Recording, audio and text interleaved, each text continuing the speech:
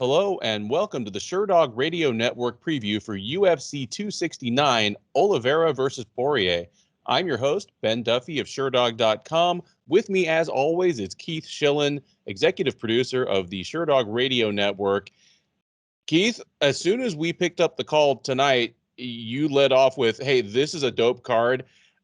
And I said, let's just start recording because I've got plenty I want to say about it too. If I may lead off, obviously, anytime the UFC puts out a pay-per-view in the last year or two, you're expecting it to be loaded at the top. Most of them have 2 title fights. Most of them, the main card at least, is just completely bulletproof.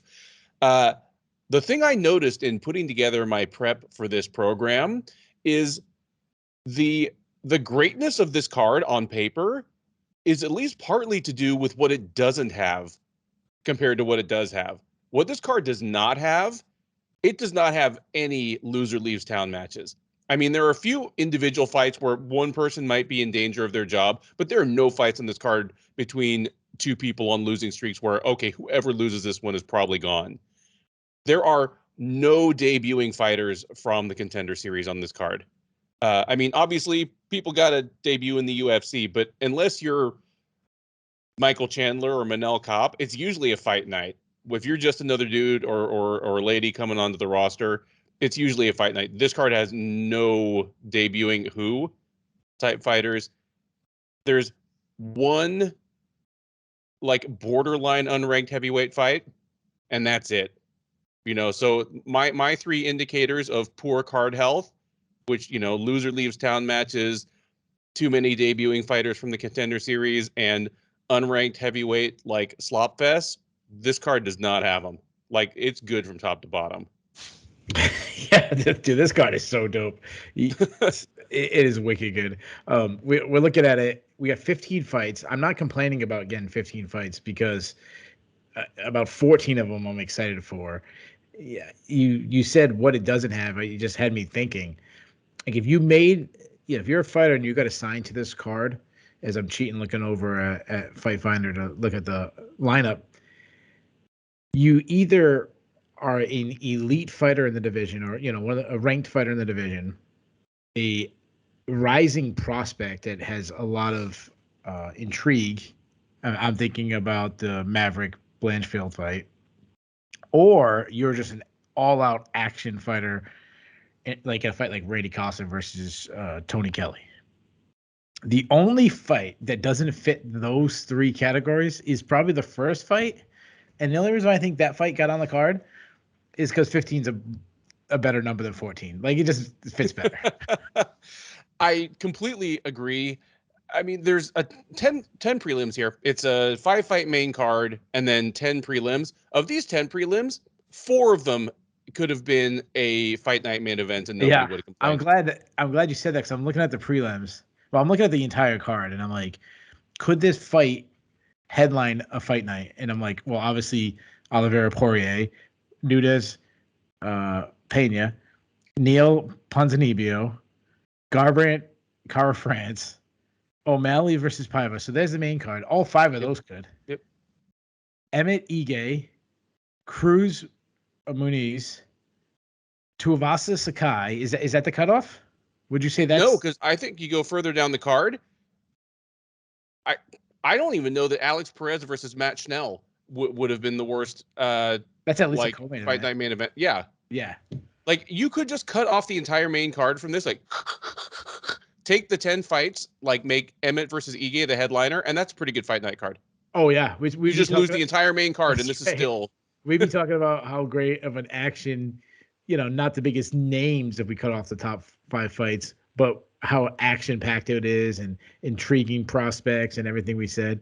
Yeah, and we haven't even talked about the main event yet.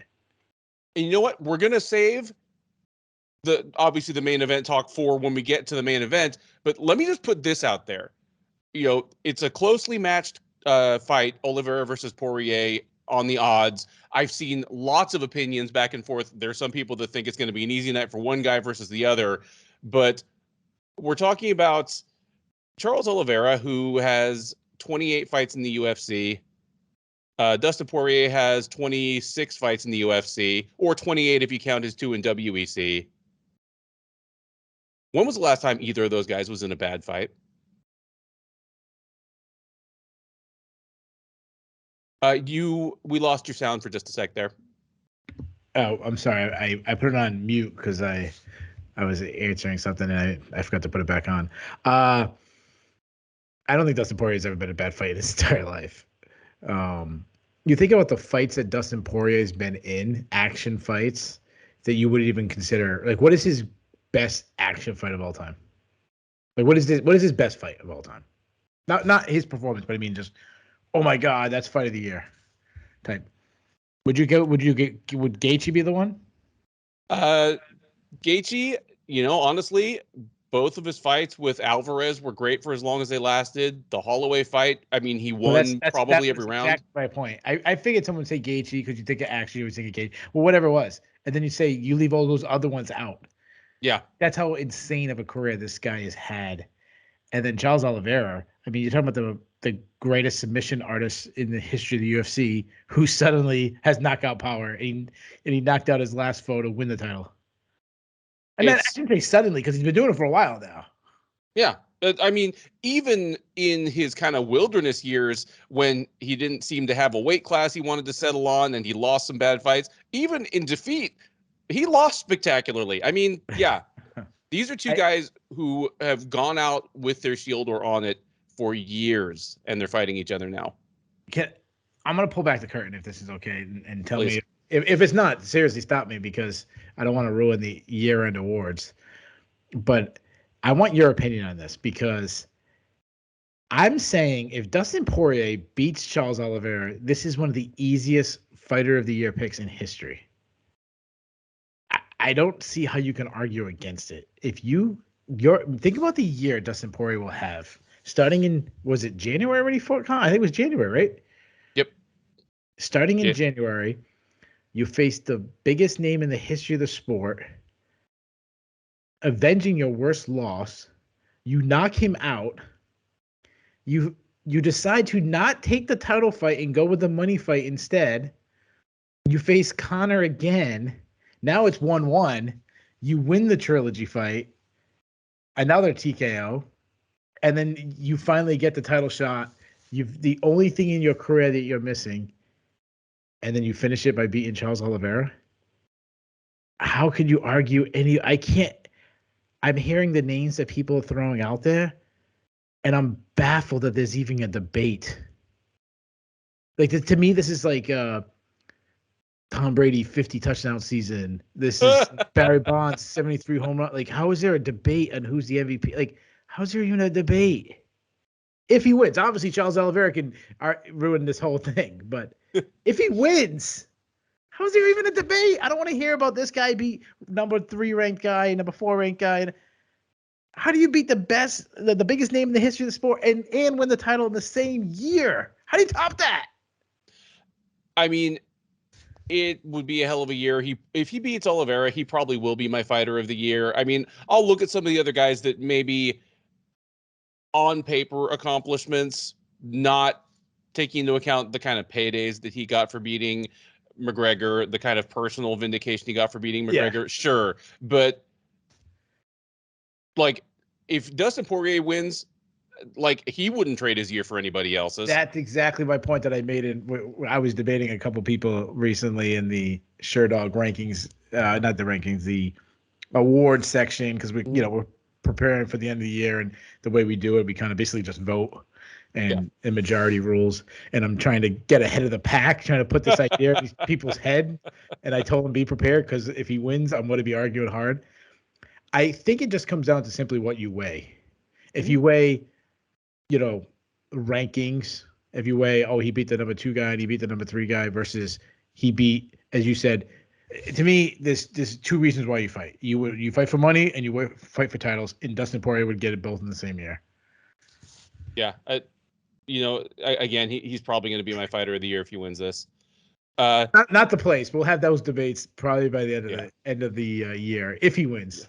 Well, I mean, we're going to have like some hot takes right after this main event on Saturday, because if Poirier wins, we'll have this conversation. If Oliveira wins, it's a little bit more of an open field. You know, is it him? Is it Usman? It could be him. Yeah.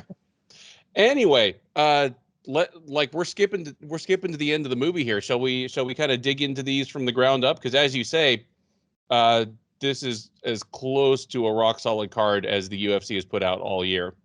Yeah, we're doing like the beginning of Saving Private Ryan, and now we're back, going backwards now to to the very beginning. Yeah, let's do it. This is a great card. All right. UFC 269 kicks off with a flyweight contest between Gillian Robertson and Priscila Cachoeira.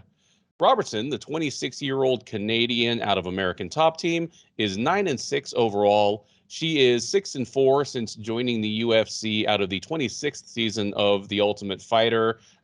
I believe she was eliminated in the fights to get into the house, but that was her springboard. She is on a 2-fight losing streak, those two coming against Taila Santos and Miranda Maverick, who does appear a little further up this card, who took a unanimous decision over her at UFC 260 back in March. She'll be taking on Cachoeira. The 33-year-old Brazilian is 10-3 overall. She's 2-3 in the UFC, but has turned things around after a shaky start. She opened up her UFC run with about the most brutal assignment anybody could possibly draw, as she was the chosen victim for Valentina Shevchenko's drop to flyweight.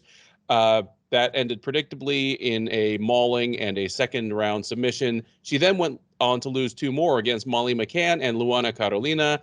She was kept on board by the UFC and has rewarded their faith by winning 2 in a row.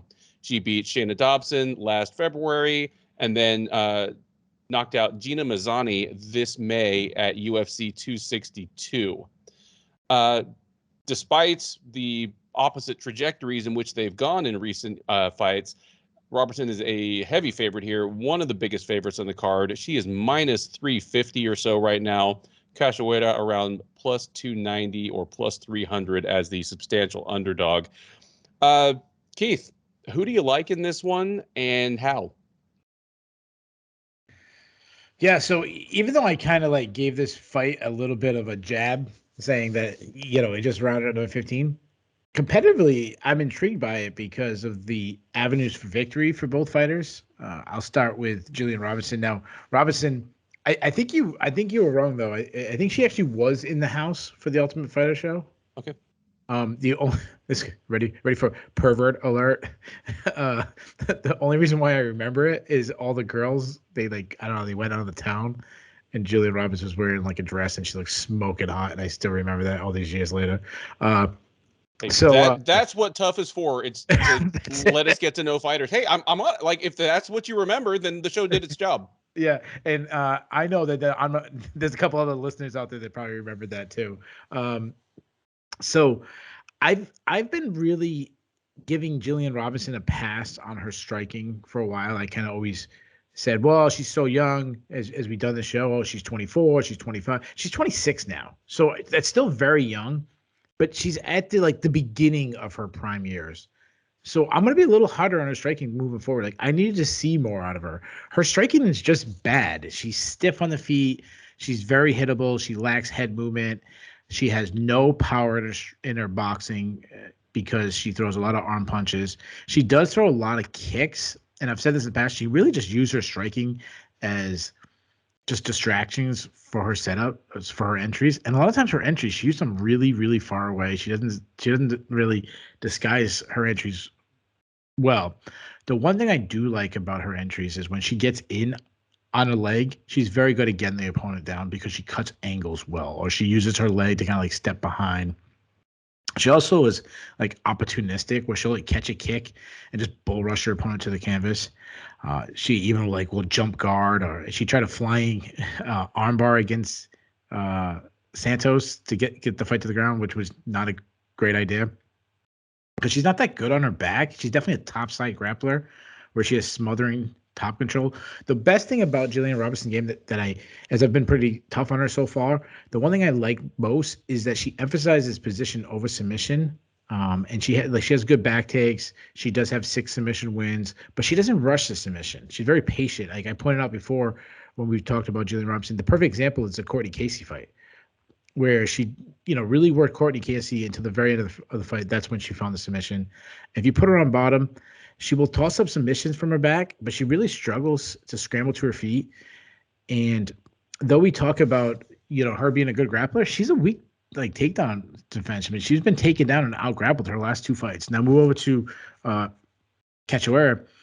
She's a striker. She's a very aggressive striker, constantly moving forward. She has struggled to.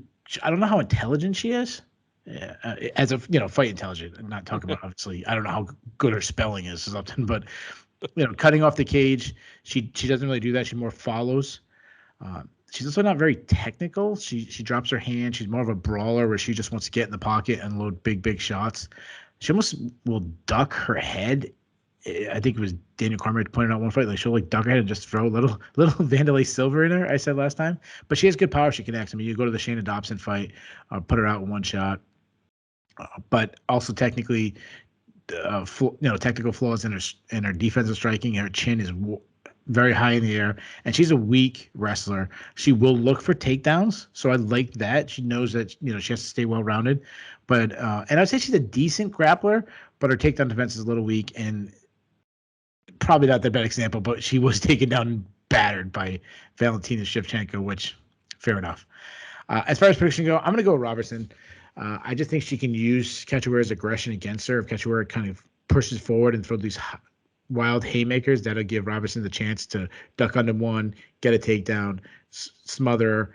I think Robertson will do that for the entire fight. I don't think she's going to get a submission, but I think she's going to ride her out, get a decision. So give me Robertson by decision.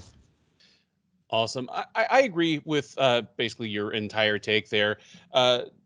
Robertson, the problem is that she's not a great athlete, and she's just not that physically strong. And you can see it in the women who've beaten her, Miranda Maverick, Maycee Barber, Taila Santos, all physical specimens for the division. I mean, she was made to order for Maycee Barber to just throw around and destroy. And then Maverick, just being physically stronger woman, much better striker, just made her look silly. While I favor her as well, I mean, spoiler, I'm going to pick her to win as well. I am surprised that she's pushing towards a 4-1 favorite over Cachoeira, because Cachoeira is going to be bigger and stronger. She hits hard. She attacks with abandon. If she could clock Shayna Dobson in 30 seconds, she can clock Gillian Robertson in 30 seconds. And unless she comes running headlong at Robertson, which is what she probably will do, it's not like the takedowns are going to be automatic for Robertson either. However, I'm with you in that Cachoeira has gotten better results, but that's partly due to kind of moving down from Shevchenko to McCann to Carolina to Dobson and Mazzani.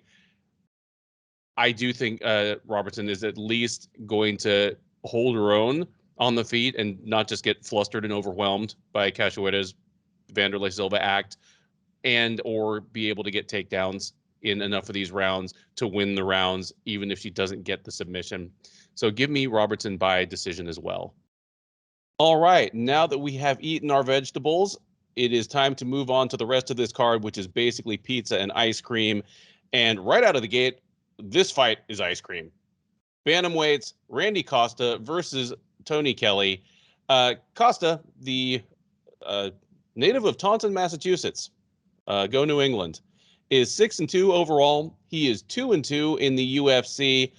He lost his last outing to Adrian Yanez by knockout back at UFC on ESPN, Sandhagen versus Dillashaw, in a fight that was a whole hell of a lot of fun while it lasted. That did put a skid on back-to-back wins for Costa over Boston Salmon and Journey Newson.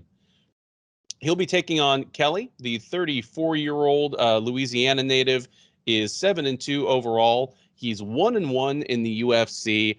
For what it's worth, he debuted at featherweight and lost, then dropped to bantamweight and did pick up the win. That win came over Ali Al-Kaizi at UFC Fight Night Moraes versus Sandhagen all the way back last October. Odds on this one do favor Costa. He's minus 175. Kelley is plus 155 on the comeback.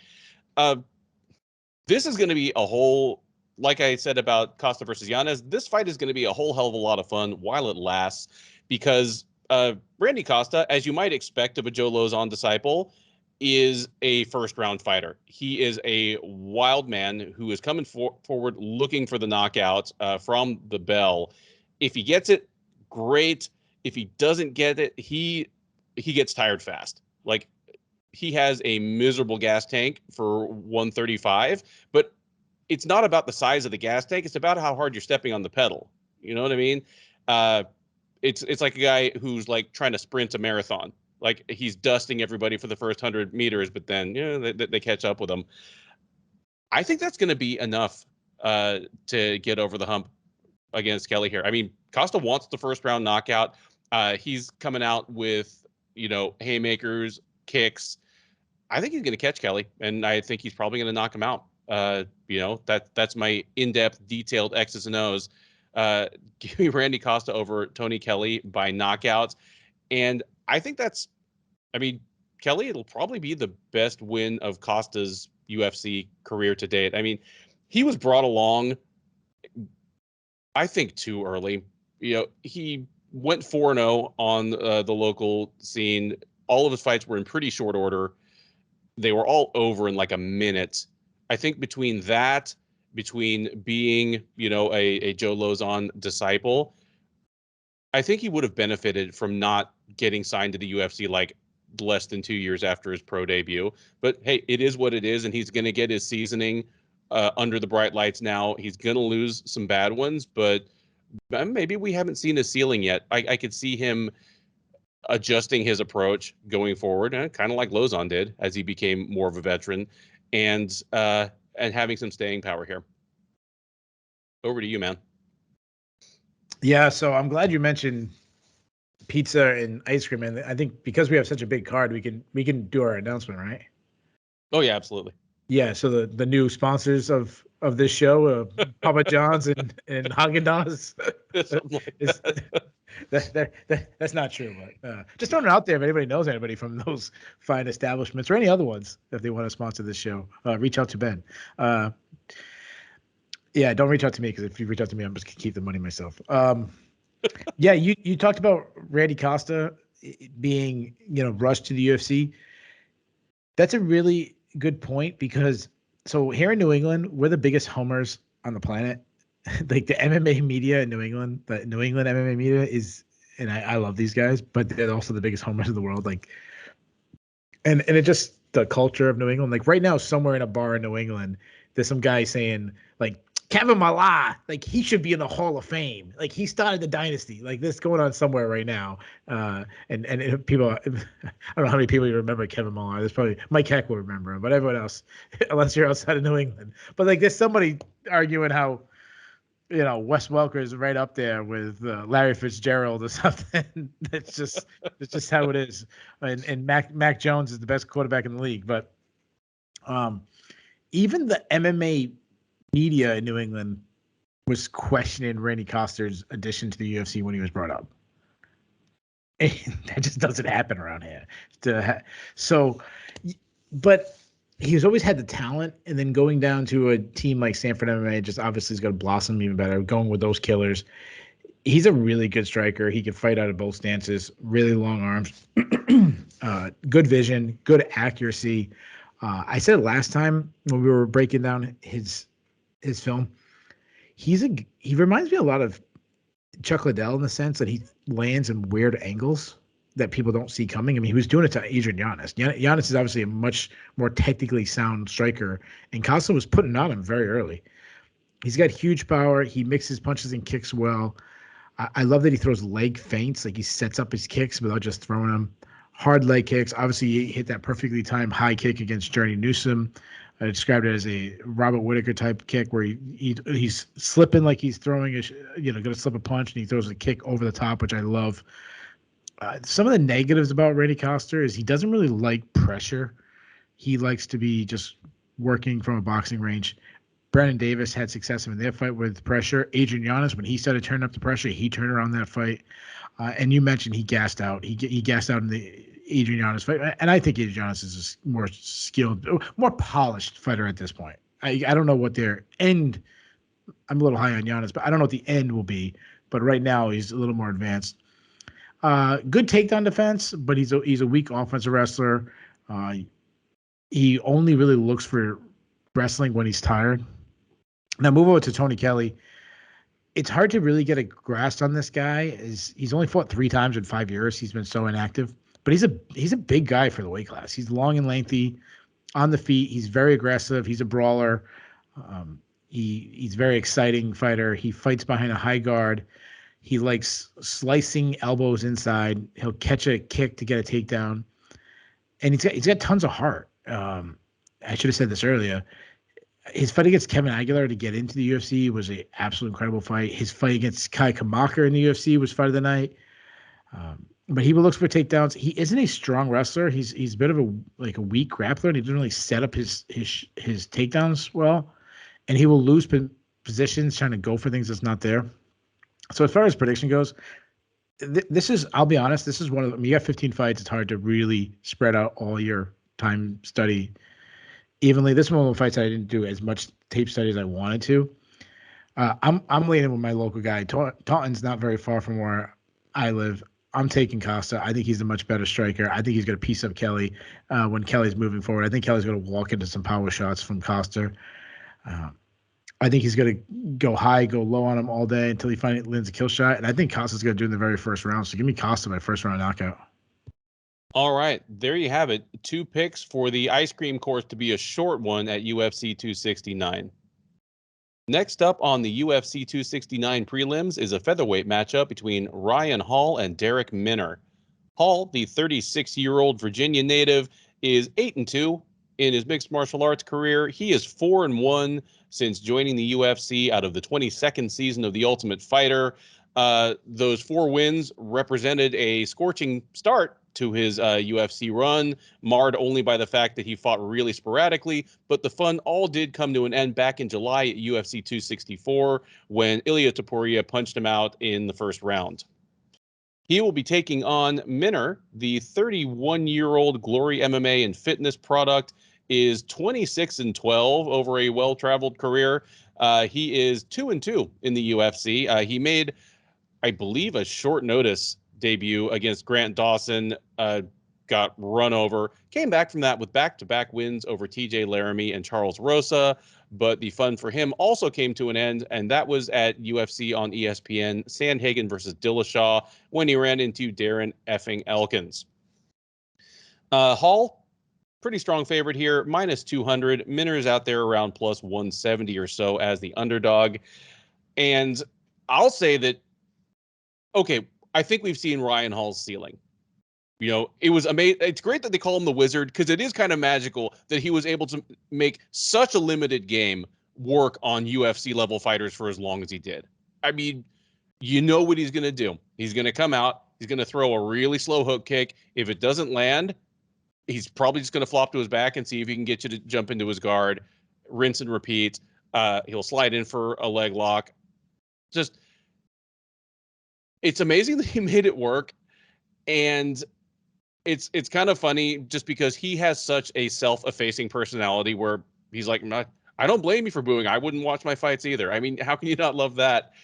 But running into Topuria, a guy who is a 10 times better striker than Hall, certainly not as decorated a grappler. You know, he doesn't have a bronze medal from Abu Dhabi. He's not a Mundial's winner like Hall is, but functionally for MMA, A+ grappler and just 10 times as strong as Hall. The fun had come to an end. As a bounce back fight, you couldn't have an opponent much more made to order than Darrick Minner. Yeah, everything I said about everything we both said about Randy Costa just now, about him coming out and going for broke, looking for a first round knockout. That's what Minner does, looking for a first round submission, preferably a guillotine. Unlike Topuria, Minner's not going to be bigger and stronger than Hall.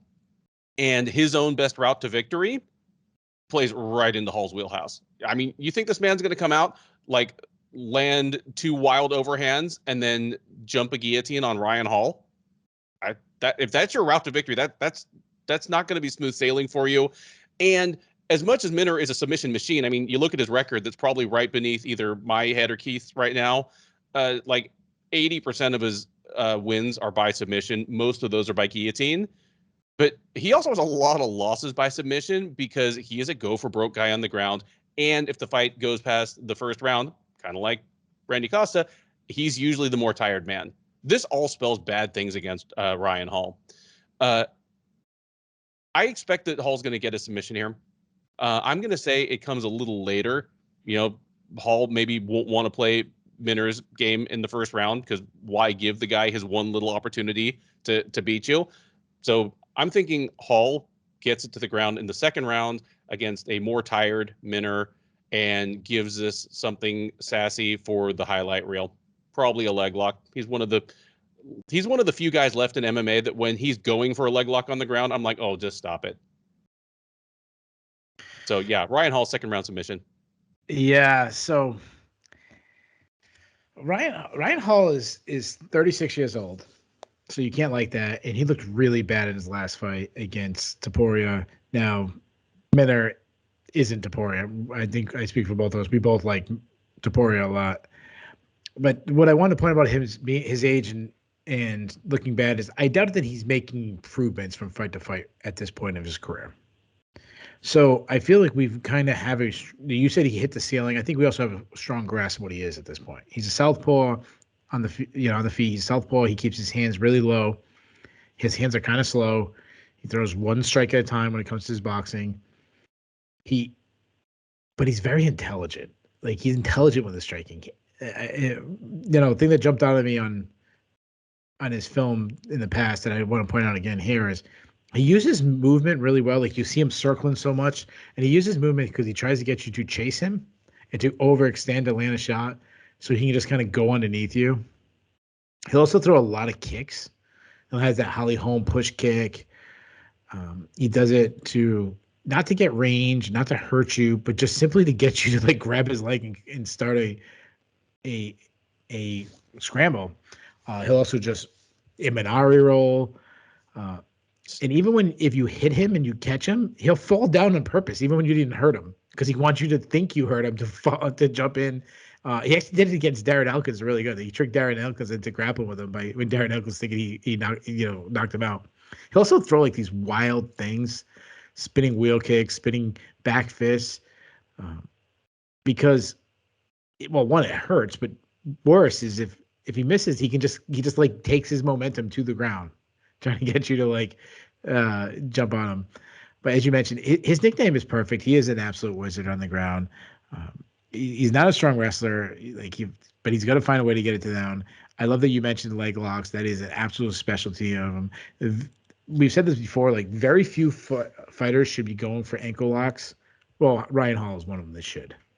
Not every position, but in most cases, he's going for leg lock. The fight's over. The one negative about his grappling is he'll lay on his back a little too much, and he'll get himself hit. Instead of trying to sweep or something like that, he'll continue trying to throw up shots, and we have seen him get a little battered laying on his back. Now, Minner is a very fast starter. Like I said last time, he's got like 25 submissions in the very first round, or 25 finishes in the very first round. But on the feet, he's a lot more advanced than Hall on the feet. He's high output. He also uses a lot of movement, though his boxing is pretty bad. He lacks technique. He throws a lot of looping overhand punches. He keeps his chin very high. He backs straight up. He does throw a lot of kicks, but his kicks aren't very good, and he doesn't have any power. But he is a good grappler, as you mentioned. He's a former NCAA wrestler. Good doubles, good singles. Definitely more wrestle game to his grappling. He's very good at winning scrambles. If he gets his opponent down, he will look to pass guard. Sorry. But for a guy who has an NCAA wrestling background, he's got weak takedown defense because he won't fight off a takedown. He's so confident when the fight hits the ground. He's got 22 submission wins. He also he's like the opposite of Ryan Hall. Like Hall will go for Well, he'll go for leg locks, I shouldn't say, and heel hooks and knee bars. He'll go for all that stuff. But he's more of a guy that if you leave his neck out, guillotines, um, those kind of Darce chokes, he's going to lock one of those on. He submitted to TJ Laramie. He out grappled Charles Rosa, which he's a black belt, but I don't know how we feel about that. But I love that you pointed out that for a guy who's known for his submissions, he has been submitted. He's been submitted 8 times too. It's not like 1 or 2 times in a scramble. I mean, and the other thing that's concerning is he gassed out in his last fight. Like he was dominating Darren Elkins in his last fight, and Elkins just survived. We were swearing at. I shouldn't say we. I was swearing afterwards, based on in what's the word I'm looking for? In euphoria of Darren Elkins' performance. So as far as predictions go, this card is loaded with really hard fights to pick. Like when the main event's super hard to fight. I know you said in the preview that some people think one fighter is going to blow out the other fighter. I don't. But this is not one of them. This is a terrible stylistic matchup for Darrick Minner. I think Hall will somehow find a way to get this fight to the ground, whether he Iminari rolls, he lands a takedown, or Minner just takes him down himself, initiates the grapple. I can see Minner thinking, like, I want to show that I can out-grapple him. If he does that, he's going to pay the price. Hall's going to submit him. And I think Hall's going to do it in the very first round. So give me Hall by first-round submission. And that's it. 2 strong calls for Ryan Hall to get back on the fun train with a submission of Darrick Minner. We now head back down to the flyweight division for yet another promising banger between Alex Perez and Matt Schnell. Perez, the 29-year-old man from where it all began. Not all of it, but where Sherdog began, Lemoore, California. 29-year-old, 24-6 overall. Product of Dana White's Contender Series Season 1, and has gone 6-2 in the UFC since then. Most recently challenged for the flyweight title. Didn't go so well, as he was guillotined by Deiveson Figueiredo in the first round last November at UFC 255. That snapped a 3-fight winning streak for Perez over Mark De La Rosa, Jordan Espinoza, and Jussier Formiga. He'll be taking on Schnell, the 31-year-old Louisianan by way of Texas. Or no, I believe he's Texan by way of Louisiana. Anyway, he is 15-6 overall. He is 5-4 in the UFC, coming off a loss in his last fight, though in fairness to him, as a habitual flyweight, he lost a unanimous decision to Rogerio Bontorin in what started as a scheduled bantamweight fight and then became a catchweight fight as Bontorin went on to miss weight. So fighting 12 pounds above his accustomed weight class. But nonetheless, Perez, another one of the heaviest favorites on the card. He's minus 320. Schnell plus 255 or plus 260 as the underdog. Keith, another scrap between 2 action fighters, 2 good fighters. Perez looking to get it back on track after, well, being shown he wasn't quite ready for prime time at the very top echelon of the division.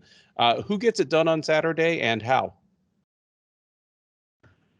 So the first thing that jumps out to me is a lot of times we'll complain about where they put flyweight fights. We'll say, oh, wow, these are 2 highly ranked flyweights. Should be much higher in the card. But then when you look at a card like this and you're like, well, I can't understand it. It just, the entire card is loaded top to bottom. I can't stress it enough. Alex Perez, his first fight back from his title shot, the thing that always stood out to me about him is just how big he is. I mean, there's not many people that makes Deiveson Figueiredo look small, or at least someone who's as big as Deiveson Figueiredo in the weight class. On the feet, he's a pressure fighter, tight, high guard boxing style, accurate striker. He's got a really good, powerful right hand. I like that he targets the body. You can tell he spent a lot of time in the boxing room with boxers because they have a very boxing style to his game. I love those calf kicks. The calf kicks are some of the best in the fight game. And I know everyone's going to remember Deiveson Figueiredo submitting him in the first round. I said this when we did the recap. He was doing well on the feet. He was actually, until he got caught, he was winning. I think, it was a very short fight. So, take it for what will. It's not a 25-minute fight. But he was doing well against, at that time, the champion Deiveson Figueiredo. Very good wrestler from that, very strong California scene out there. I don't remember where he wrestled in college, but I remember I think he wrestled for a really decorated high school team, if I recall. He was a high school All-American. High school, there you go. I Yeah. knew he's a very good No, wrestler. it was one of the Lemoore high schools. It's why I remember. Because Yeah, he's and from Lemoore, same town as Jeff Yeah, Sherwood. and I think Lemoore is like a very decorated wrestling. And correct. So if you're in California and you follow the wrestling scene and I'm wrong, then smack me. But good top control, good ground and pound. Just overall, nothing jumps out at you other than probably the leg kicks about Perez. But there's no like glaring weakness in this game either. Now move on to Schnell. Kind of the same thing. He's a well-rounded fighter, good footwork. He also uses pressure, so that's going to be intriguing in this fight. He's very aggressive. He has some power in his hands. He rocked Pantoja in the fight, even though he lost that fight. He hurt Bontarine in his last fight. He really good at setting up his shots with feints from distance. But when he gets into the pocket, he does have a brawler in him. He'll slide in the pocket and he's willing to brawl. The problem is his chin is more suited for an outside point fighter, which he does really well. He does really well on the outside. But we've seen him get rocked. I mean, I talked about him hurting Pantoja. Then he also got knocked out by Pantoja. Tyson Nam hurt him. Tyson Nam, is a much lower level flyweight than he is. But he's also a very good grappler. He's got 8 submission wins. He likes to attack the head, guillotines. He can get subs off his back, triangles, and arm bars. I said this before, and I want to point it out. He's a very good grappler, maybe a little too overconfident when you pull guard against Pantoja. But he did quickly get back up. He realized that was a bad mistake, and he got right back up. So as far as the prediction goes, this is a hard one. This really is. I think the betting line is way off. I think it should be pretty much a pick 'em, close to a pick 'em. This fight is really dope. Schnell is really good, but if you remember, I picked Perez to beat Figueiredo. I was that high in Perez. I'm not jumping off the bandwagon yet. I still think like he could be a special flyweight. So I'm gonna go with Perez. I'm gonna say it's gonna be a close, fun battle. I'm gonna say Perez wins by decision. Yeah, I'm glad you kind of brought up the things you did about Schnell, because a brawler whose chin is better sorted to being an outfighter is the perfect way to describe him. I mean, until the Bontarine fight, his UFC losses were all first round knockouts, and I mean, they were all. Can I jump in real quick? Yeah, we might have another flyweight now that fits the same description. But carry on the same card. Yeah. And I was there cage side for the Bontarine fight, his last fight.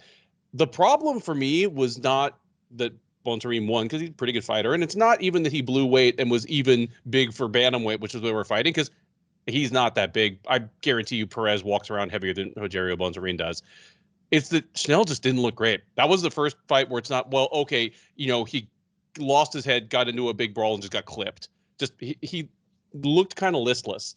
I don't know if he just didn't fight as well with like that extra weight on him or what it is, but it left me struggling to look for ways where he might upset Perez. Because I'm with you. I'm high on Perez. I didn't pick him to beat Figueiredo, but it would not surprise me at all if he makes it back to another title shot at some time in the next year or two. But yeah, like if Schnell had looked fantastic against Bontarine, I'd be looking harder for ways where he might pull off the upset. But here, yeah, I'm just going to go with the main chance. I think Perez's style is going to draw Schnell into the type of fight that has typically cost him in the past. And Perez is going to either find his chin on the feet or get him down and mash him. So give me Alex Perez by second round finish, and I'm going to say it's probably a TKO. Next up on the UFC 269 prelims is a flyweight matchup between Miranda Maverick and Erin Blanchfield. Maverick, the 24-year-old Missouri native by way of Virginia, is 9-3 overall. She's 2-1 in the UFC. Won her first 2 UFC fights over Liana Jojua and Gillian Robertson before being matched up this past July against Macy Barber and dropping a split decision, which, for what it's worth, unanimously, the media members on MMAdecisions.com, like 29-0, scored it in favor of Maverick. So make of that what you will. At the very least, it was an incredibly close fight. At the worst, it was an abject robbery. At any rate, she'll be taking on Blanchfield. The 22-year-old New Jersey native is 7-1 overall. She's 1-0 in the UFC. Made her debut in September, taking a dominant unanimous decision over Sarah Alpar. Odds on this one are fairly close, but Maverick is a slight favorite. She's -135. Blanchfield +115. Keith, I'm going to turn this over to you for your pick first, but before I do that, I'm going to tell you that this fight doesn't matter. It doesn't matter.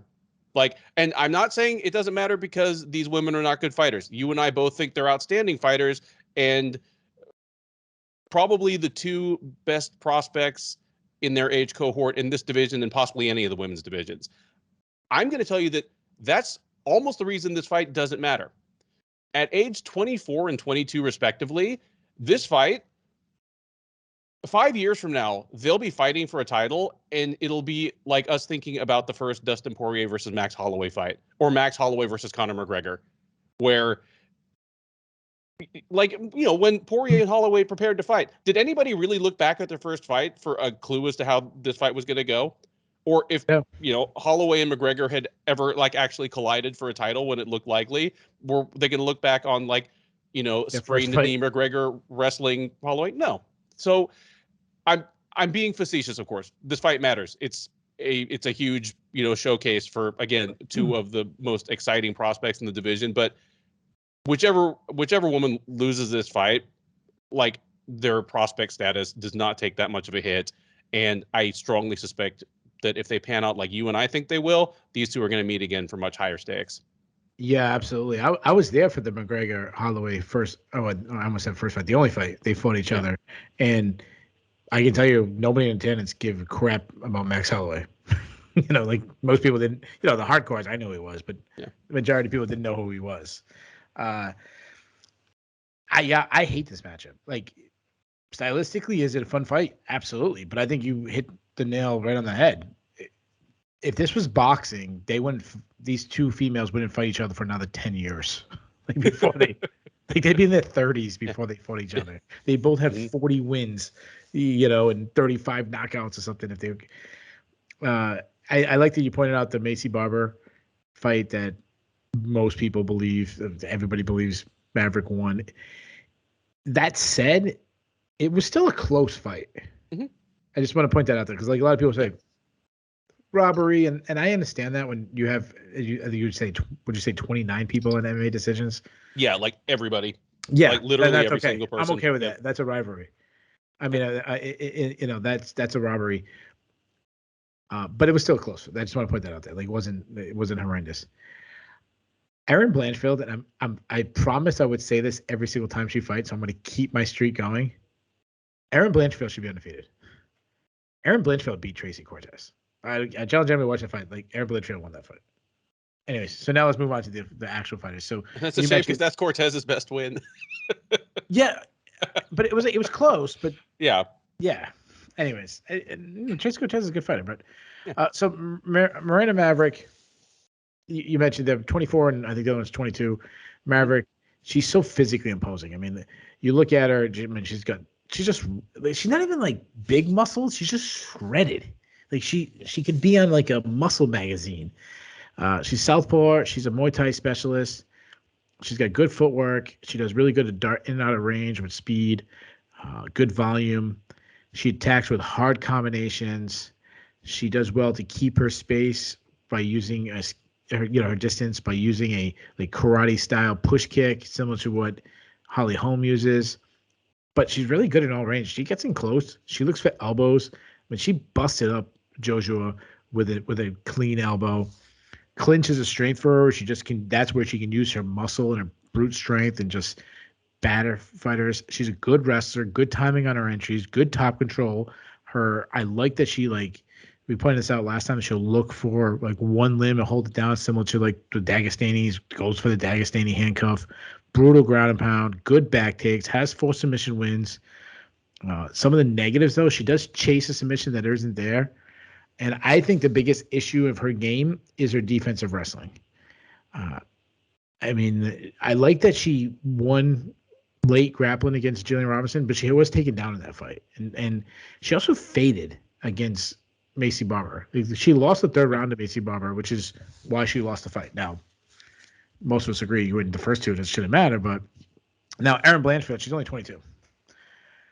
She's not very technically sound in her boxing. I mean, she's not the cleanest boxer, but she makes up for it with three things: great output, surprising power, like especially for her age, and just a mean streak. If Erin Blanchfield has the chance to finish the fight, she will find a way to finish the fight. She does some things I like. She does slip her punches well. She does check leg kicks. She throws a lot of leg kicks herself. She has a good high kick. She knocked Victoria Leonardo with a high kick in Invicta. But also she just breaks fighters with forward pressure. She's nonstop on the gas. Great entries where she is a Brazilian Jiu-Jitsu black belt. She's an elite Brazilian Jiu-Jitsu black belt. She's an EBI world champion. Like, that's how good her jiu-jitsu is. Smother and top control. Good ground and pound. And obviously she's a submission threat. So as far as prediction goes, this is the hardest fight in the entire card to pick for multiple reasons. One, I like both of them. I don't want to pick against them because there were two fighters that I was really pumping up before they enter. So I almost feel like sentimental about it to pick against them. I don't want to pick against them. It's also tough because of their age, 22 and 24. They're at the age where you make like humongous strides of improvement. Not to mention Miranda Maverick has been like a student this whole time. I think she might be finishing school or she's done with school. So if that's the case and she's not this, I think she was like going for a master's. Or she was like, yeah, she's going for a master's degree. So if she's done with that, I don't know. She might not be. So I don't follow her Instagram as close as other people, but if that is the case, that's another area where you'd say, well, she's focusing 100% on her fighting. Could she be even better? I mean, these are all the questions, which is why I hate making a pick in this fight. Maverick is definitely the more well-rounded fighter, but Blanchfield is elite in one area, which I don't know if Maverick is. I think Blanchfield's grappling's elite for the division. She's not Mackenzie Dern, so I'm not saying that, but I mean, I shouldn't say elite. She's very good, like very, very good in one area. And Maverick has shown defensive wrestling being probably the weakest part of her game. So if Blanchfield can take her down, wear her out, ground and pound her, maybe even find a submission, that wouldn't surprise me. Nothing in this fight would surprise me if Maverick just outstrikes her. Stronger, she's a little older. That wouldn't surprise me. But I'm going to say Blanchfield gets the wrestling going, and I'm going to say Blanchfield wins a slight upset by decision. Awesome. And I can totally see it going that way. Her fight against Sarah Alpar was a little bit of a revelation to me because you pointed out that she has all the component parts of a really good MMA game. Obviously, her grappling is outstanding. Her striking is coming along, and it's bolstered by her physical gifts and her attitude. I mean, cold-blooded is a good way, to describe her. But until the Alpar fight, I'm not sure she ever put them all together into like a dominant performance other than just, lancing Victoria Leonardo with a head kick. She always felt like someone to me whose fights were a little closer than they needed to be against someone that she really should have outclassed. And against Sarah Alpar, where, she's better everywhere than Sarah Alpar, just complete domination from pillar to post. That makes me feel better about her taking on someone in Maverick. But I'm going to go in the opposite direction. I'm going to be the chicken and take the slight favorite here and say that Blanchfield isn't quite as ready for this meeting as Maverick is. You pointed out that Maverick does a really good job of bouncing in and out. I mean, part of that is by necessity. She's one of the shortest women in the division, and so that's what she needs to do to hit and not be hit.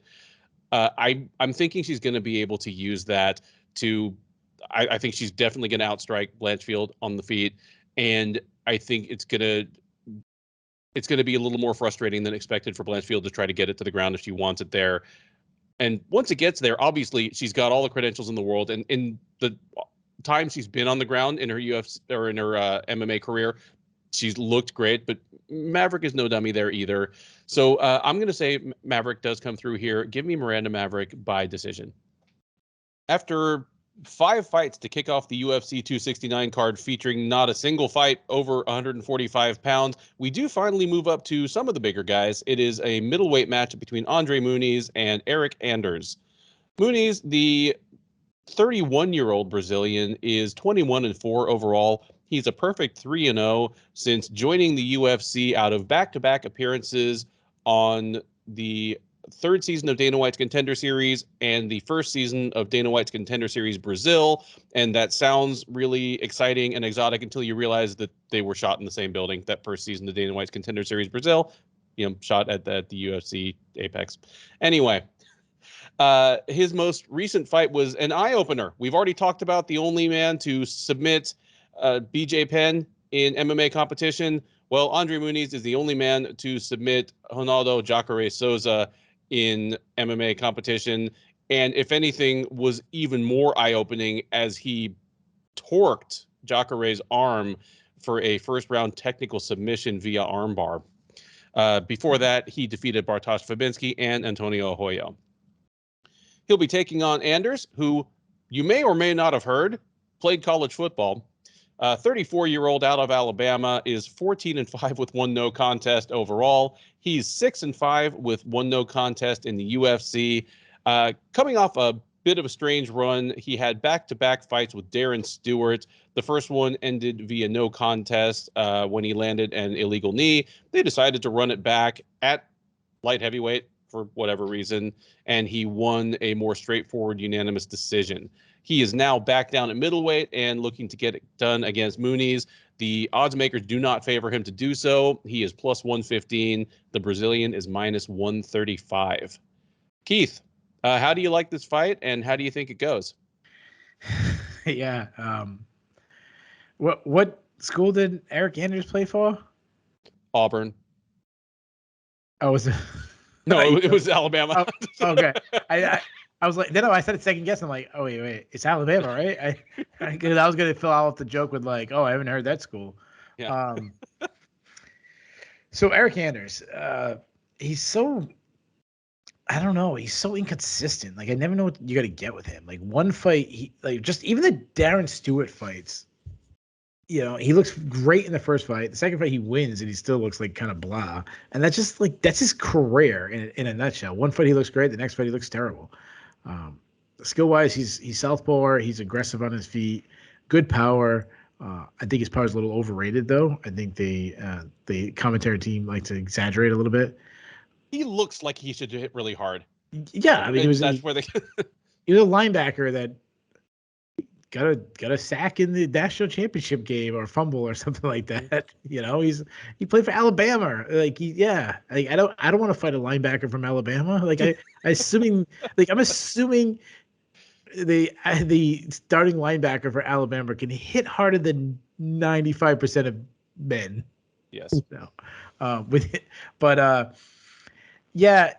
So like go back to like the Stewart fight. He hurt him bad in the first fight, so he shows he has that power. He marches forward, but he's very slow and he's kind of lumbering. And you think of Anders and you think college football player and you think elite athlete, but you don't see that in the cage. He's kind of slow. He relies way too much on his overhand lefts. He just throws it over and over again, trying to end the fight with one punch. He can be gun shy at times. He can have low output at times. The one thing he doesn't do, I wish he would do more though, is grapple. I actually think he's a better grappler than he gets credited for. Like he gets a lot of takedowns. He's heavy on top, but he has gassed out and like he's had good cardio in fights. He's gone 5 rounds, and then he's also had fights where he's gassed out of the pass. His chin is questionable as he's been hurt so many times. I go back to the Cleo Roundtree put a clinic on him. Thiago Santos murdered him. Even Gerald Mershot hurt him. Now move on to Muniz.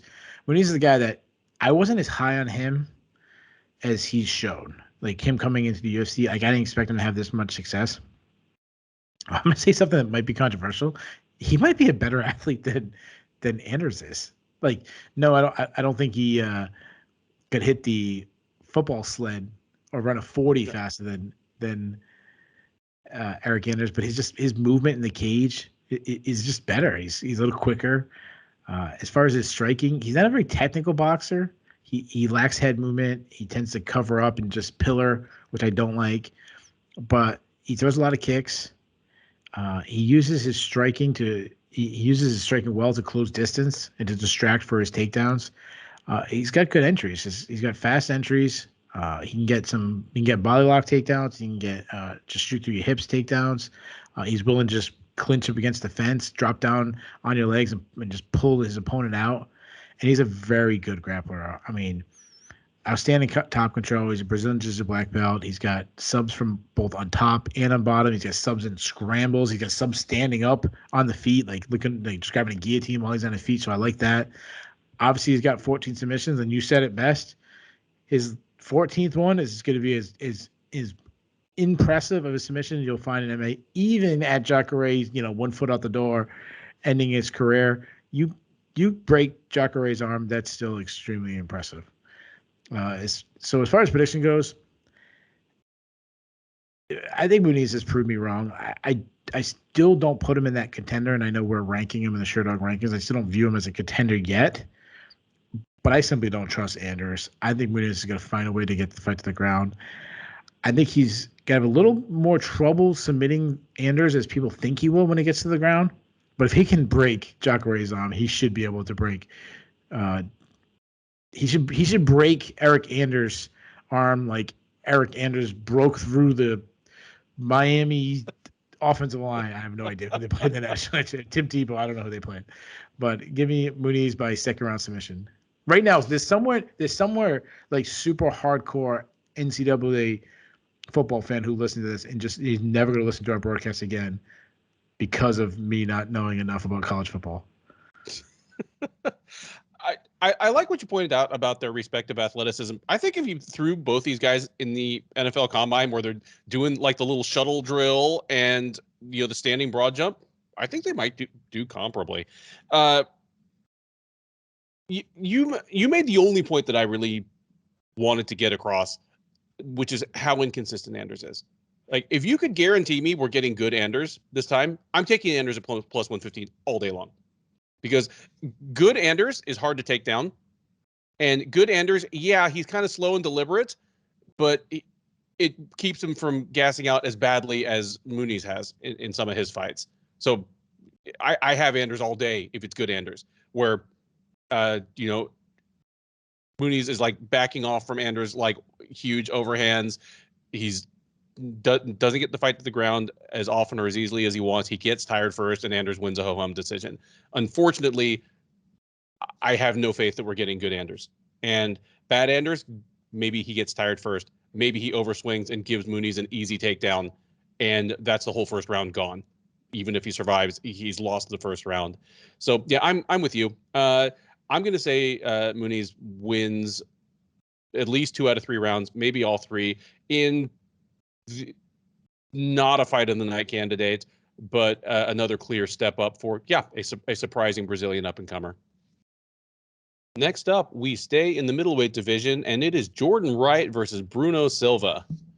Wright, the 30-year-old Californian who goes by the Beverly Hills Ninja, is 12-1 with 1 no contest. He is 2-1 in the UFC. He won his debut over Ike Villanueva at light heavyweight. By first round doctor stoppage TKO, was knocked out by Joaquin Buckley, and then came back at UFC 262 in May and knocked out Jamie Pickett in the first round. He will be taking on Silva, the 32-year-old Brazilian who goes by blindado, which in Portuguese means armored, as in wearing armor. And he did an interview with Sherdog's Christian Stein this week that's on the front page. You should check it out. And he tells the story behind his nickname. And I'm just going to tell you that I don't think he's telling the truth, because it would be the most Brazilian fighter thing ever for his teammates to take a look at the physique on this dude and just say, oh yeah, he looks like he's wearing a suit of armor, and make that his nickname. Like, that's it. Like, they call him that because he looks like he's wearing a suit of armor. Anyway, 21-6 overall. 2-0 in the UFC with a first-round knockout of Wellington Turman and a third-round knockout of Andrew Sanchez. That extends his overall win streak to 6 in a row, all of them by knockouts. And in fact, I think almost all of his MMA wins are by knockout. Yeah, 18 out of 21 wins by knockout. He is one of the heaviest favorites on the card. He's minus 345, Wright plus 285. I'll say this. I think one of these fighters is slightly overrated and one is slightly underrated. And like, I'm not saying the overrated one is bad. Just, like, I don't think Bruno Silva is quite at the level the hype train, is making him out to be. But you know what? When you come into the UFC on 4 straight knockout wins, including one over Alexander Shlemenko, you take 2 years off for USADA, you come back and you knock out your first 2 victims in the UFC, the hype train's going to get rolling. I understand why it's happening, but yeah, the roll might need to be slowed a little bit. And conversely, Jordan Wright, he's got kind of a goofy nickname, kind of a goofy demeanor. He's got that karate-based style. And, I think it might lead at least a few people, and I was guilty of it, of prematurely dismissing some of what he actually can get done in the octagon. So, but having said that, and, thinking that, the line is probably reflecting that a little bit too, and it's a little bit exaggerated, I think this is a good matchup for Bruno Silva. Because Jordan Wright, he's a tricky striker. His karate-based style, which, you can see in his stance, you can see in how he throws his kicks. It kind of, confuses and distracts and befuddles some people. It definitely got Ike Villanueva looking out of sorts. But what I know about Jordan Wright is, because of Lyoto Machida, the UFC announcers will always kind of tack on the adjective elusive to any karate-based fighter. Jordan Wright isn't that elusive, and his chin is not great.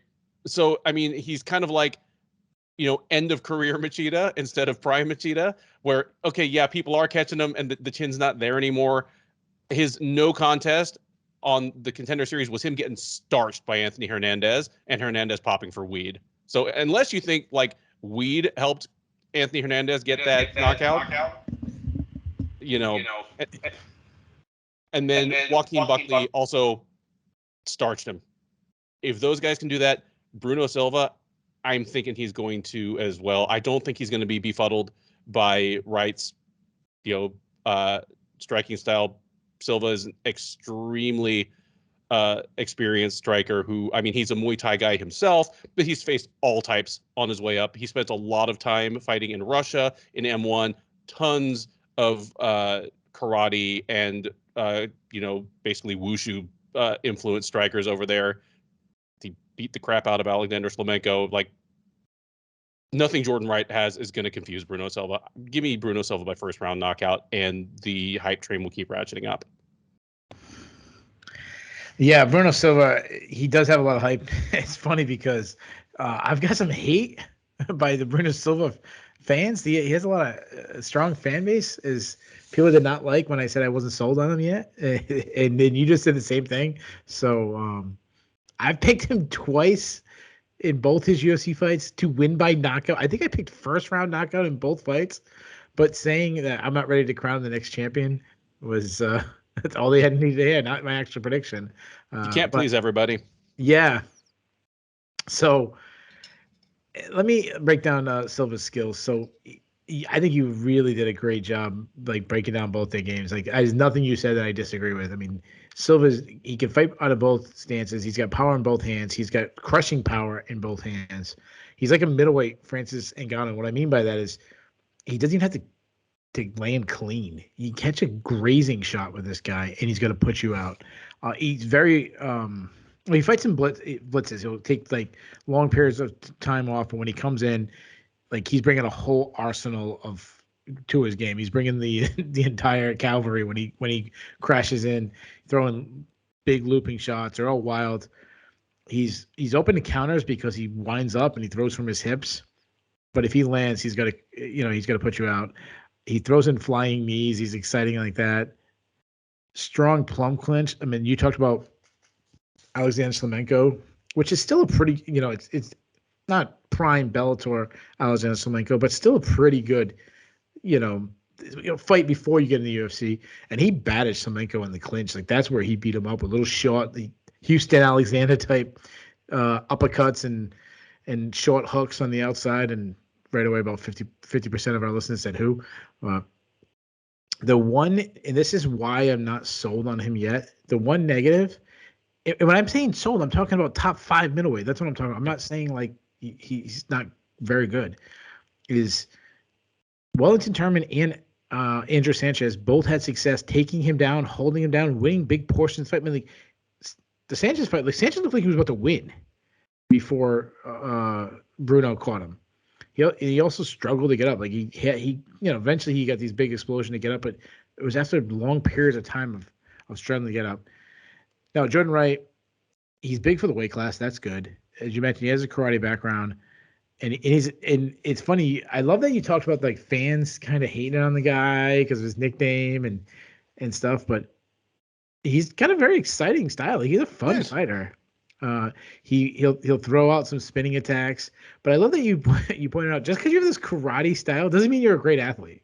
He's slow. He's like there's a fat guy doing a taekwondo class right now somewhere in America. Hey, what is Beverly Hills Ninja? It's a Chris Farley movie. There you go. So he keeps his hands low. He keeps his chin high. He pulls his chin right back. As you mentioned, Anthony Hernandez knocked him out. Joaquin Buckley, it is what it is. Joaquin Buckley could hurt anybody. But the one thing I do like, though, about Wright is he's starting to show some power in his own game as he's advanced in the UFC. He's got a good plum clinch. It's actually probably better than his outside striking. He did well against Ike Villanueva in that area. Knees up the middle. Like he's more of a grinder than you think. He can do some good work in there. He's an okay wrestler. He's got submission threat. He's got some strong ground and pound. We saw the last fight against Jamie Pickett. As far as prediction goes, so I did build all that up just to say, like, Wright better wrestle right away. Because if he doesn't, with that chin and Silva's power, Silva's going to test it, and it's only going to take one shot. So listen very attentively, Silva fans. This is the third time I'm taking Silva to win. This is the third time I'm taking a win by first round knockout. But then I'm going to say I'm not sold. Then you can send me some more hate. There you go. 2 strong picks for Not strong Bruno. enough. Not strong enough, though. Never strong enough. Can't please everybody. But we both think he's going to get it done by first round knockout on Saturday. Next up on the UFC 269 prelims, we have the fight that on any other card, if you ever listened to any of our programs before, you would be waiting for me to call the obligatory heavyweight slobber knocker. I'm not going to say that about this fight because I'm too positive about this card all in all. And for what it's worth, if you're going to get an unranked heavyweight fight or a borderline heavy ranked fight, there are 2 things in its favor. 1, this one should be a hell of a lot of fun. And 2, at least it's not on the main card. It is Augusto Sakai versus Tai Bam Bam Tuivasa. Sakai, the 30-year-old Brazilian, is 15-3-1 overall. He is 4-2 since joining the UFC out of Dana White's Contender Series Brazil first season. Before that, though, he had a pretty decent run in Bellator, came out with a winning record, did lose to Czech Congo in one of the most miserable fights of all time. I think that fight aged me by a year just watching it. Anyway, he is coming off of back-to-back losses, though in his defense, they were against Alistair Overeem and Jairzinho Rozenstruik. The Rozenstruik fight, the headliner of UFC Fight Night 189, took place back in June. Before that, Sakai had won his first 4 in the UFC over Chase Sherman, Andrei Arlovsky, Marcin Tybura, and Blagoy Ivanov to propel himself at least to the outskirts of the top 10. He will be meeting Tuivasa, the 28-year-old Australian, is 12-3 overall. He is 6-3 in the UFC, and they are just nice little blocks. He won his first 3, he lost 3 in a row, and has come back from that with a new focus on training and 3 straight wins over, their UFC level heavyweight competition anyway. Stefan Struve, Harry Hunsucker, and most recently, in July at UFC 264, Tai Tuivasa became, if not the hero we wanted, the hero we deserve, as he knocked out Greg Hardy and then proceeded to drink about 5 beers out of strangers' shoes on his way back to the locker room. You may remember the recap show from that evening. If not, go back and watch it. At any rate. Hey, I'm going to interrupt you real quick. Sure. If Tai Tuivasa wins, are you going to do a shoey with me on the recap? I am doing a shoey with you on the recap. There you go. The difference is I will be drinking it out of one of my own shoes, please, and thank you.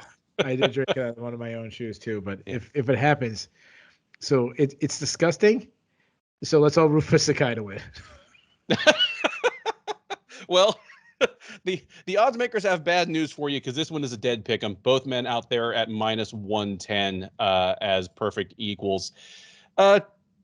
Keith, we've got a guy who kind of skyrocketed to prominence and has taken a step back versus a guy who might well have been cut a year or two ago and is now resurgent, even if it's, over the likes of Harry Hunsucker and Greg Hardy. And they kind of meet in the middle. This is a pick 'em. Who wins? How? Yeah, so you were talking about this fight, and all I was doing was thinking about how Juliana Pena could win against Amanda Nunes. That's what I was doing instead, because that's out of the fights. We talked about how great this card is. This is one of the fights that, if they land a big bomb and knock each other out, that'd be exciting. But, yeah, this is one of the fights that I kind of forgot about on the card. So Tuivasa, he obviously is a fan favorite. He's only 28 years old, so that's like being like 11 in heavyweight years. He's just a little grammar school kid. He could have another good 20 years in him. Yeah, he's kind of everything. He's kind of everything he does. Like, you see this kind of like chunky kind of guy, and he's a lot different than like what his physique shows. So he's got good hand speed. He throws these winging shots. He throws hard. I actually think his power is greatly overrated. Those hard calf kicks, though, and like people say, well, he knocked out Greg Hardy in his last fight, but Greg Hardy also hurt him, and Greg Hardy was going in for the kill when he got knocked out. Yep. So I guess you could say, well, yeah, we got knocked out because of the power of him, but overall, like, he's not one of the big crackers in the division. No. No, he caught Greg Hardy running in chin up and just spiked him. Yeah. I know he's been focused on his wrestling, but his wrestling's been, up to this point was terrible. To his credit, we haven't seen him taken down in a while. Like, Stefan Struve did try to take him down, so I give him credit. Though I've seen enough of him on his back that I'm not confident. Like, the Sergey Spivak fight is just stuck in my brain of, like, him getting headlocked. Like, bad enough seeing a headlock, but seeing, like, the slow heavyweights getting headlocked. It just brings back so many bad memories of terrible high school wrestling days of watching up. Here comes two big fat heavyweights. No, it literally looked like bad high school wrestling. Yeah, just smacking titties against each other until someone hits the headlock. So welcome to the last episode of the Shilling and Duffy preview. Can I not say? Is that I can't say no, that word? Of course you can say. Okay. You can say titties all you want. Sure. Yeah. I didn't know if that was a swear. But Tuivasa just really struggled to get back. I don't know. I lost. I'm moving on to Sakai. I lost all track once I said that. Sakai is a big heavyweight. He's not a great athlete. He has a lot of defensive holes. He backs straight up. He's a bit of a stationary target. He's a little lumbering. Every time I see the lumbering, I don't know why I say the word lumbering, and automatically my brain always goes right to Tim Sylvia. Just like no matter what I'm saying, like I'm at the hardware store and I say, I get some lumber, and I start thinking about Tim Sylvia. Anyways, against sidetracked again. Where the hell was I? I have no idea. So defensively he has some holes. Offensively, I actually like some of the things he does. I like what he brings offensively. He's got decent speed. He tends to fight in blitzes. He'll sit back and then just come forward with a big combination. Sneaky high kick. I actually think he has deceiving power. Like, he's a guy that doesn't get enough credit for his punching power. I like his clinch game. He'll get in the clinch, just dirty box. I actually think that's an area that'll have the most success against Tuivasa. He really worked the body with knees against Alice Overeem in their fight. He's a weak defensive wrestler, though, and he struggles to get back up. He has no submission wins, and he really slowed down in past fights. I go back to the Overeem fight again. He slowed down in that fight. So prediction, this is a really tough fight to call. I'm going to go with Sakai. I think he's a more technically sound fighter. I think he can land from range. And when Tuivasa crashes into the pocket to land bombs, I think Sakai can use his height advantage and just clinch him, lean on him a little bit, work some dirty boxing. I see Tuivasa slowing down and then Sakai just taking over, maybe even taking him down and maybe working him a little bit on the ground. Give me Sakai. I'll say he wins by second round TKO, perhaps by ground and pound. I'm actually leaning in the same direction you are here. Like Tai Tuivasa, it's been a great story. I fully expected him to get let go on the tail end of that 3-fight losing streak. I remember, 2018 or early 2019 being on a non-Sherdog recap or preview just as a guest, and the other panelists and I just asked the serious question. Sorry, I gotta ask. What did you say? Hey. I'm only allowed to write for Sherdog, but I get to talk anywhere I want. Apparently, that's it. But one of the cheating. One of the fellow hosts was Blaine Henry from the Fight Library, who also does some kickboxing content for Sherdog. Yeah, but he's somebody. Great. He's great, but somebody asked the serious question, not meant as a joke. Do you think Tai Tuivasa trains? That was just the whole question, full stop. I remember you saying that. Yeah. Yeah. According to Juliana Pena, that Amanda Nunes hasn't been. Oh my goodness. Okay, sorry. Even if she hasn't. Anyway, we'll get to that fight later. There's no question anymore that Tuivasa is training. He's looked physically sharper. I won't say he's added any new wrinkles, but he's gotten better at applying the things he does do. But that's amplified by the fact that he has knocked out 3 straight non-UFC level fighters. The ghost of Stefan Struve, then Harry Hunsucker and Greg Hardy. Struve's already gone. Let me ask you this. Sorry to interrupt you again. Do you really think Greg Hardy's not UFC level? I'm not saying high level, but if he was a regional fighter, could you think he would make it to the UFC? I think he would make it to the UFC, but I think it might not. It wouldn't have happened when it did. The whole thing is thrown out of whack by him being Greg Hardy. Yeah. And I'm talking about if he wasn't an NFL player, he just big, massive, strong, explosive guy like that, I think he would have made it to the UFC. Yeah, I think he would have made it to the UFC at some point, but my point is more that he's probably on his way out. Absolutely. He's a low-level UFC talent at best. And he's going to get choked out by 300-year-old Alexei Oleinik in a couple weeks. And absolutely, what a terrible matchup. Anyway, I'm looking at the strength of schedule here when I think about this fight, because Sakai is a high-level heavyweight who just kind of came up against the wall. I love that you pointed out how good his clinch is, because he kind of lives or dies by it. He lost if your best weapon is the clinch against Alistair Overeem, that's going to be rough sledding to survive 5 rounds. It's why his fight with Shek Congo was so terrible, because Shek Congo's oh, you just want to mash each other into the fence and throw knees? We can do that for an entire night. The loss to Jairzinho Rosenstrike, he's going to knock a lot of people out in the first round for as long as he's around. Those things haven't. I've not jumped off whatever kind of bus I was on for Augusto Sakai. He is the guy he was. Just that's his ceiling. That's higher than Tai Tuivasa.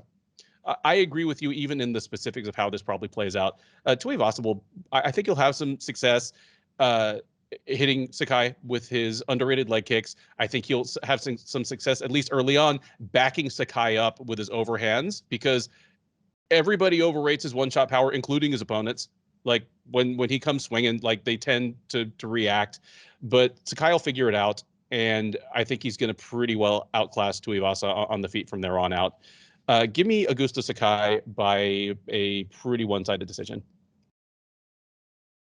And we won't have to drink any beer out of shoes.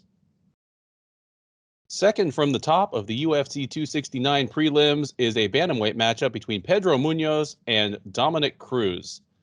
Munhoz, the 35-year-old Brazilian, is 19-6 with one no contest overall.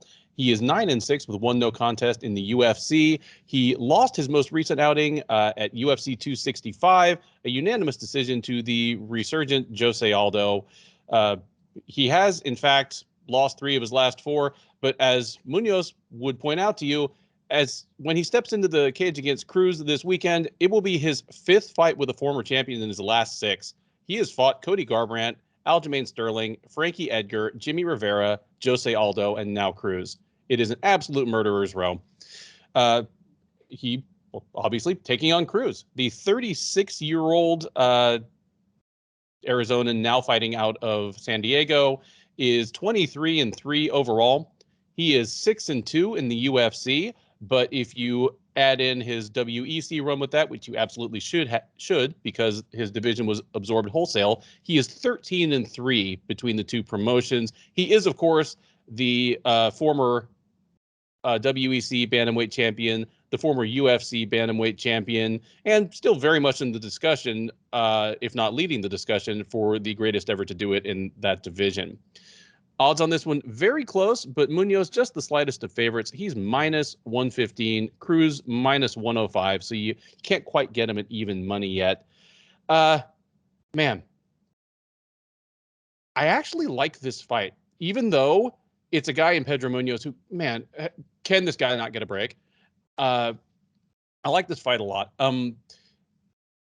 Dominick Cruz, the question is, for me, obviously, he's 36 years old now, and he is the most extravagantly injured top-level fighter in the history of the sport. He is the ultimate what might have been story as far as injuries go, even over Cain Velasquez, because even healthy prime Cain lost a couple of fights.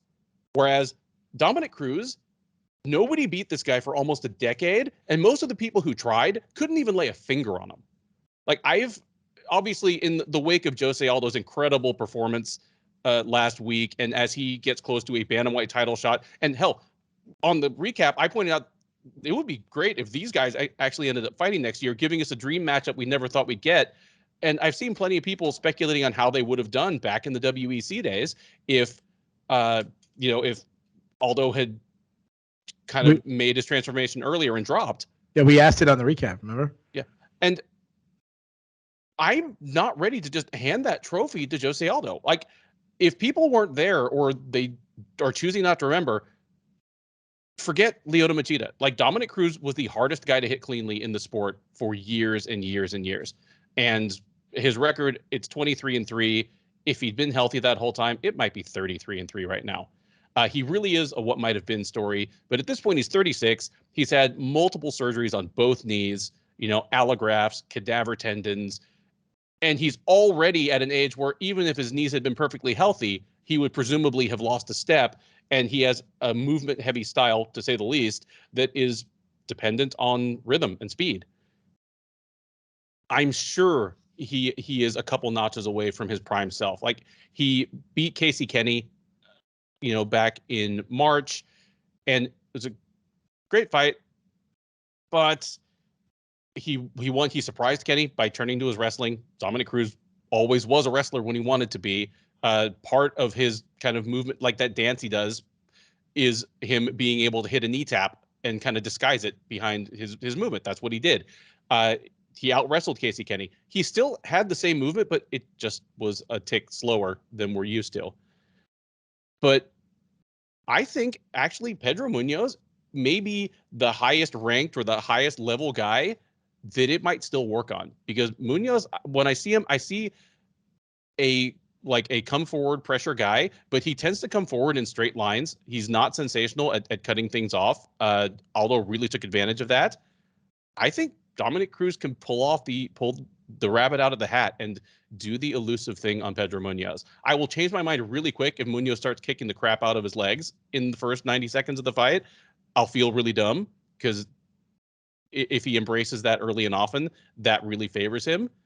But I don't know if he will. I'm not going to call it a vintage performance, but I think Dominick Cruz is going to get a win here. I think he's going to get it by decision, and it's going to keep him incredibly enough, like still relevant in this division and still like right on the cusp of the title picture. Give me Dominick Cruz by decision. Yeah, wow. So, man, this is talk about a great fight, and it's a hard one. This is one of the fights that I've flopped back and forth. Dominick Cruz, yeah, I've been ready to write this guy off. You said he wasn't beaten in like 10 years. And fairness, he did not fight for like 8 of those years. I remember when Frank Shamrock got disqualified against Renzo Gracie, and he was like, well, it's okay. I finally lost my first loss. And I don't know what he said. It was like 12 years. I'm like, yeah, but you haven't fought in 11 of them. So Dominick Cruz, such a unique style to his game. And the fact that it's still working against a guy like Casey Kenny is pretty remarkable. It really is. And if we're talking about a recap with him getting a win over Pedro Munhoz, it goes right up there with last week's Jose Aldo, like how incredible it is. He's elusive, obviously. Lots of feints in his game, the legendary footwork, his nonstop movement. He cuts angles unlike anybody we've ever seen, really. He lands at weird angles. His punches come at you.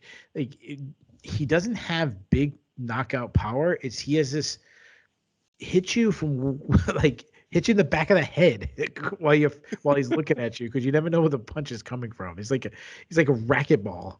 Brian Regan joke where he says Brian Regan had a joke that says racquetball is the only game where you could be looking at the ball and it hit you in the back of the head at the same time. Like, that's Dominick Cruz. He plays a matador. He can strike when backing up when someone's crashing him, which is probably his most incredible feat. Is so many fighters can't do that. He does it so well. And he can win by just making guys miss. He really tries to get people to, and I've said this before, there's two sides to his game.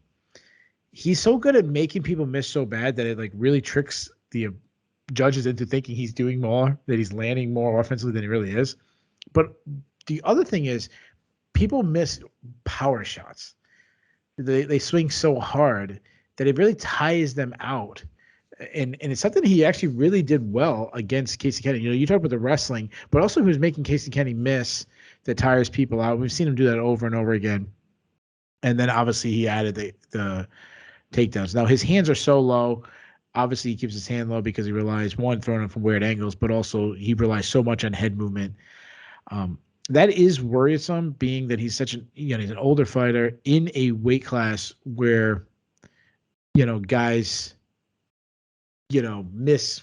Well, guys, it's no country for old men. Yeah, well, I was trying to say, like, it's not even just that. It's not just the age, but like it's the speed weight class. Mm-hmm. And like your speed falls. It's like, well, that's when we see guys get knocked out up in age. It's because they dropped in speed. Not necessarily the chin is gone. It's just that punch they used to miss him before now lands. He's a good wrestler, very good reactionary double, legendary knee tap. We always added that knee tap on the end of his single leg. I'll say this, and I'll go to my grave saying this. His takedown defense is like grossly overrated. TJ Dillashaw took him down. Cody Garbrandt took him down.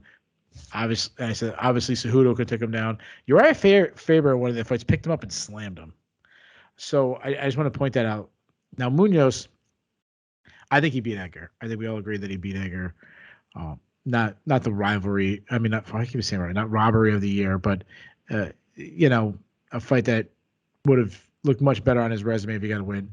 He's not a great athlete, but he just makes up for it by just being insanely tough. Pressure, marching forward, popping a busy jab, fighting at a tremendous pace,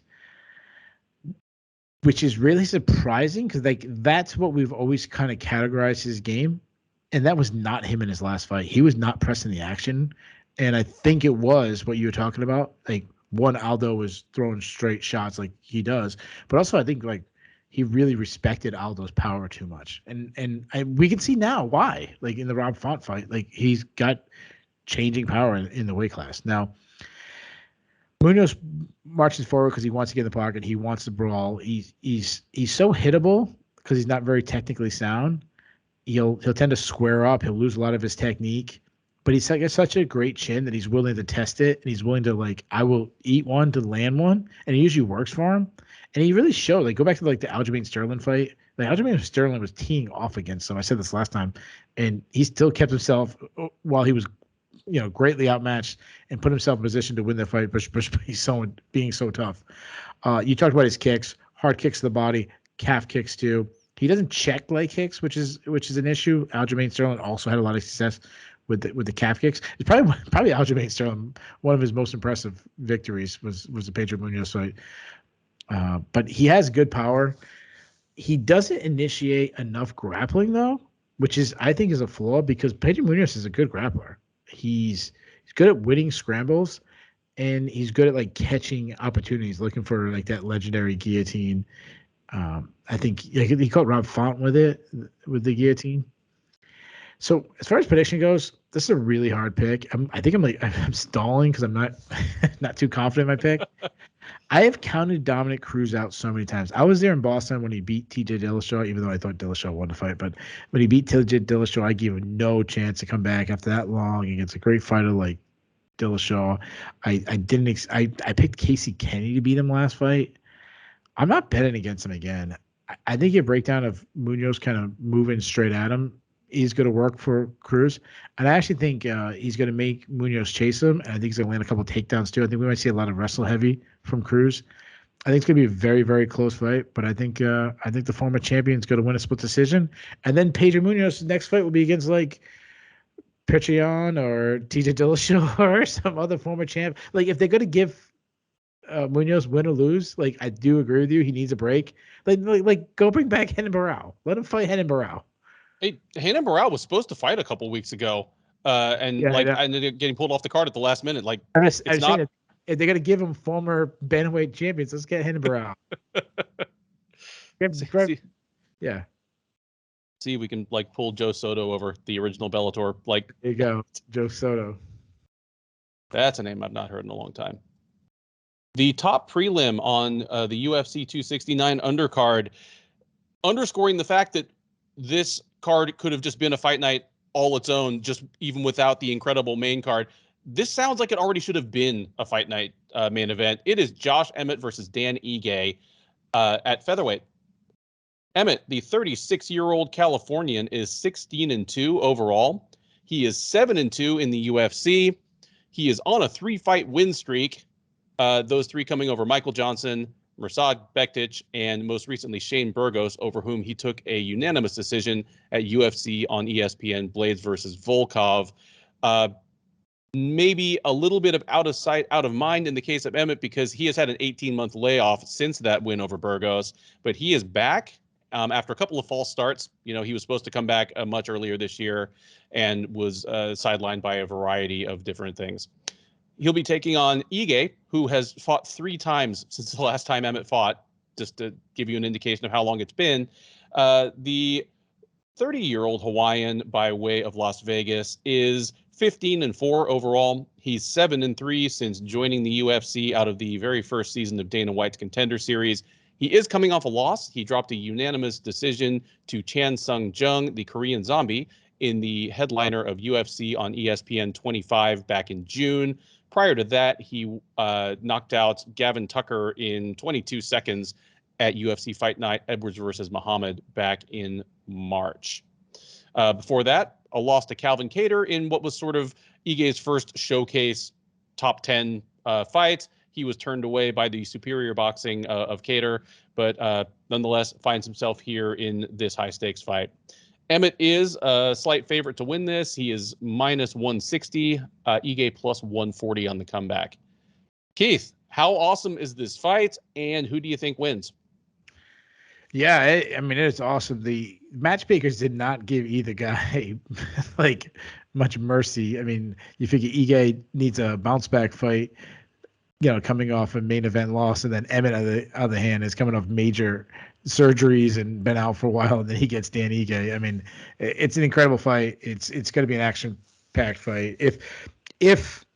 And I want to throw us if Josh Emmett is the same fighter that we last saw, because that's a huge if coming back from an injury. As we just talked about Dominick Cruz being a lower weight class guy up there in age. Josh Emmett's. I got a lot of 36. questions on Josh Emmett. 36. Yeah, he's 36 years old at a young man's weight class. He's coming off a destroyed knee, but he's a wrestle boxer. Underrated hand speed. Everyone always talks about his power, but he's got fast hands. He's got power in both hands. As I wrote my notes, and I always kind of write notes, and then I kind of organize them back.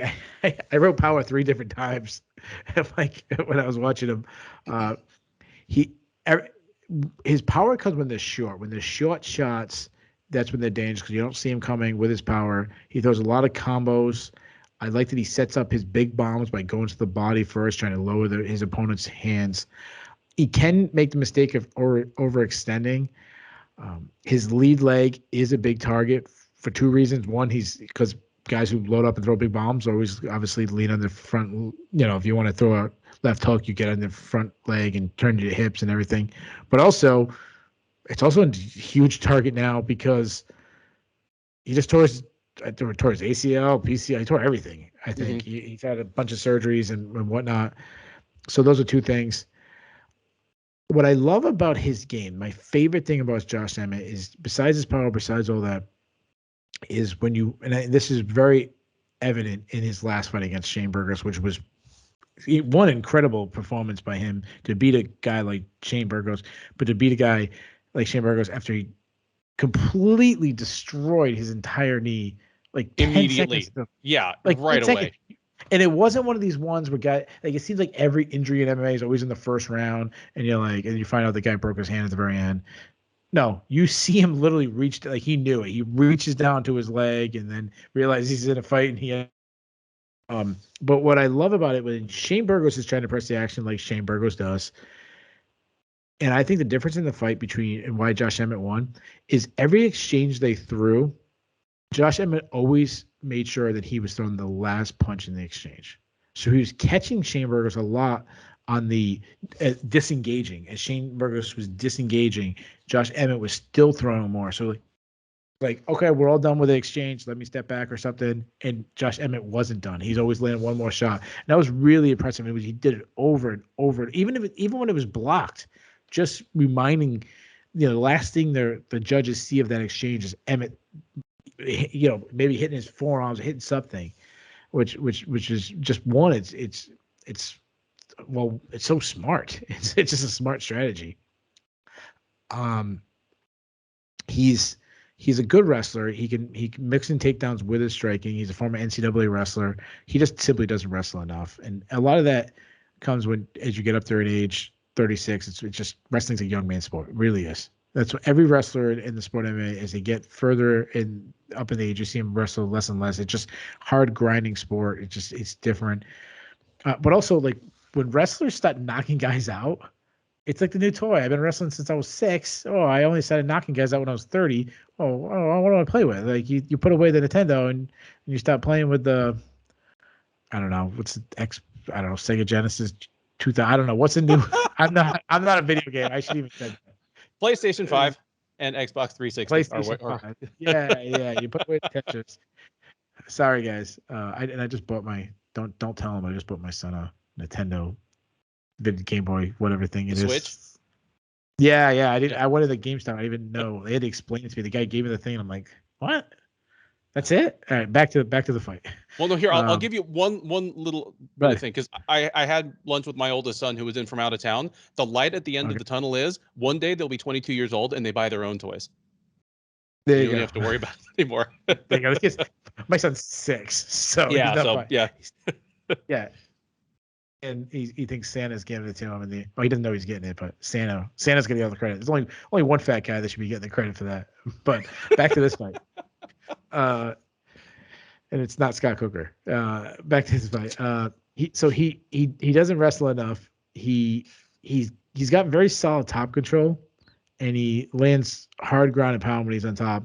And I also like that he has cardio to throw bombs all 15 minutes. Now, everything I just said about Josh Emmett is a big assumption that he's still the same fighter that we last saw him fight. Ige, very aggressive, insane output, can take a ton of damage and just keep marching forward. It reminds you a lot of Shea Burgos. Not the physique and not this style, but just the I'm gonna march forward, I'm gonna eat shots and keep coming. Compact striker, throws heat, just kind of whips punches, constantly throwing combos. I like he has this one combo that he throws a lot. It's this he slips counter right hand with the left hook afterwards. I love that punch that he does, like a feedback right into a left hook. Good power. The big concern about him in the striking is the amount of damage he's taken the last 3 fights. Edson Barbosa, Calvin Kattar, and the Korean Zombie. I think there might be a fight in there. But three Gavin fights. Tucker, but he didn't even break a sweat. Yeah. I should say 3 fights recently. Yeah. It was Edson Barbosa, Calvin Kattar, and the Korean Zombie. He took damage a lot in all 3 of those fights. Hard leg kicks. He throws them. He loves throwing flying knees. He does it just to close the distance. Good timing on his entries. He's a good grappler. He's good at winning scrambles, good top control, good ground and pound. He has a percentage of black belt. And what I love about him is you can tell he has a guy that always has a strong game plan, and he puts himself, even if he's outmatched, like Calvin Kattar, he was outmatched, but he made it a somewhat competitive fight by having the right game plan and implementing, which he'll probably do against Josh Emmett. He'll probably look to like the Michael Johnson fight or something like that. So as far as prediction goes, man, this is another hard fight to pick simply because the damage Ige has been disturbing, but Emmett has those injuries. He's been out. Who knows? But I'm going to take Emmett. I think he's going to crack Ige with some huge shots like he did against Burgos. I think that moving forward style is not going to work well against someone with the power of Emmett. I don't think he'll finish Ige because of how insanely tough Ige is. Though if anybody can put Ige at one shot, it's probably Josh Emmett. But I think it's going to look a lot like the Burgos fight. I think we're going to have really close back and forth. To me, this has fight of the night written all over it. But give me Josh Emmett by decision. Yeah, I hate to say this because I super like Dan Ige. Like, he's one of the people I've talked to the most in the sport. Like, just interviewed him several times. And I don't know if he still does, but his quote unquote day job used to be he was Ali Abdelaziz's fixer. So he's the guy that would help get you in touch with other Ali fighters that you were scheduled to interview or whatever. So I've just dealt with him a lot. Super good guy, super intelligent guy. You made a point about his game planning. And the funny thing is, at first glance, he presents almost as like an old school Hawaiian brawler. But his game has many more layers than that. But, and again, I hate to say this, but against the 3 like top 10 guys he's fought, Edson Barbosa, where, both you and I probably thought Barbosa won that fight. Kattar and Korean Zombie. All 3 times, like, Ige's striking game on the feet, it just doesn't work over the course of a fight against a more disciplined, properly schooled striker. And, Korean Zombie nickname and reputation aside, he's a very nifty striker.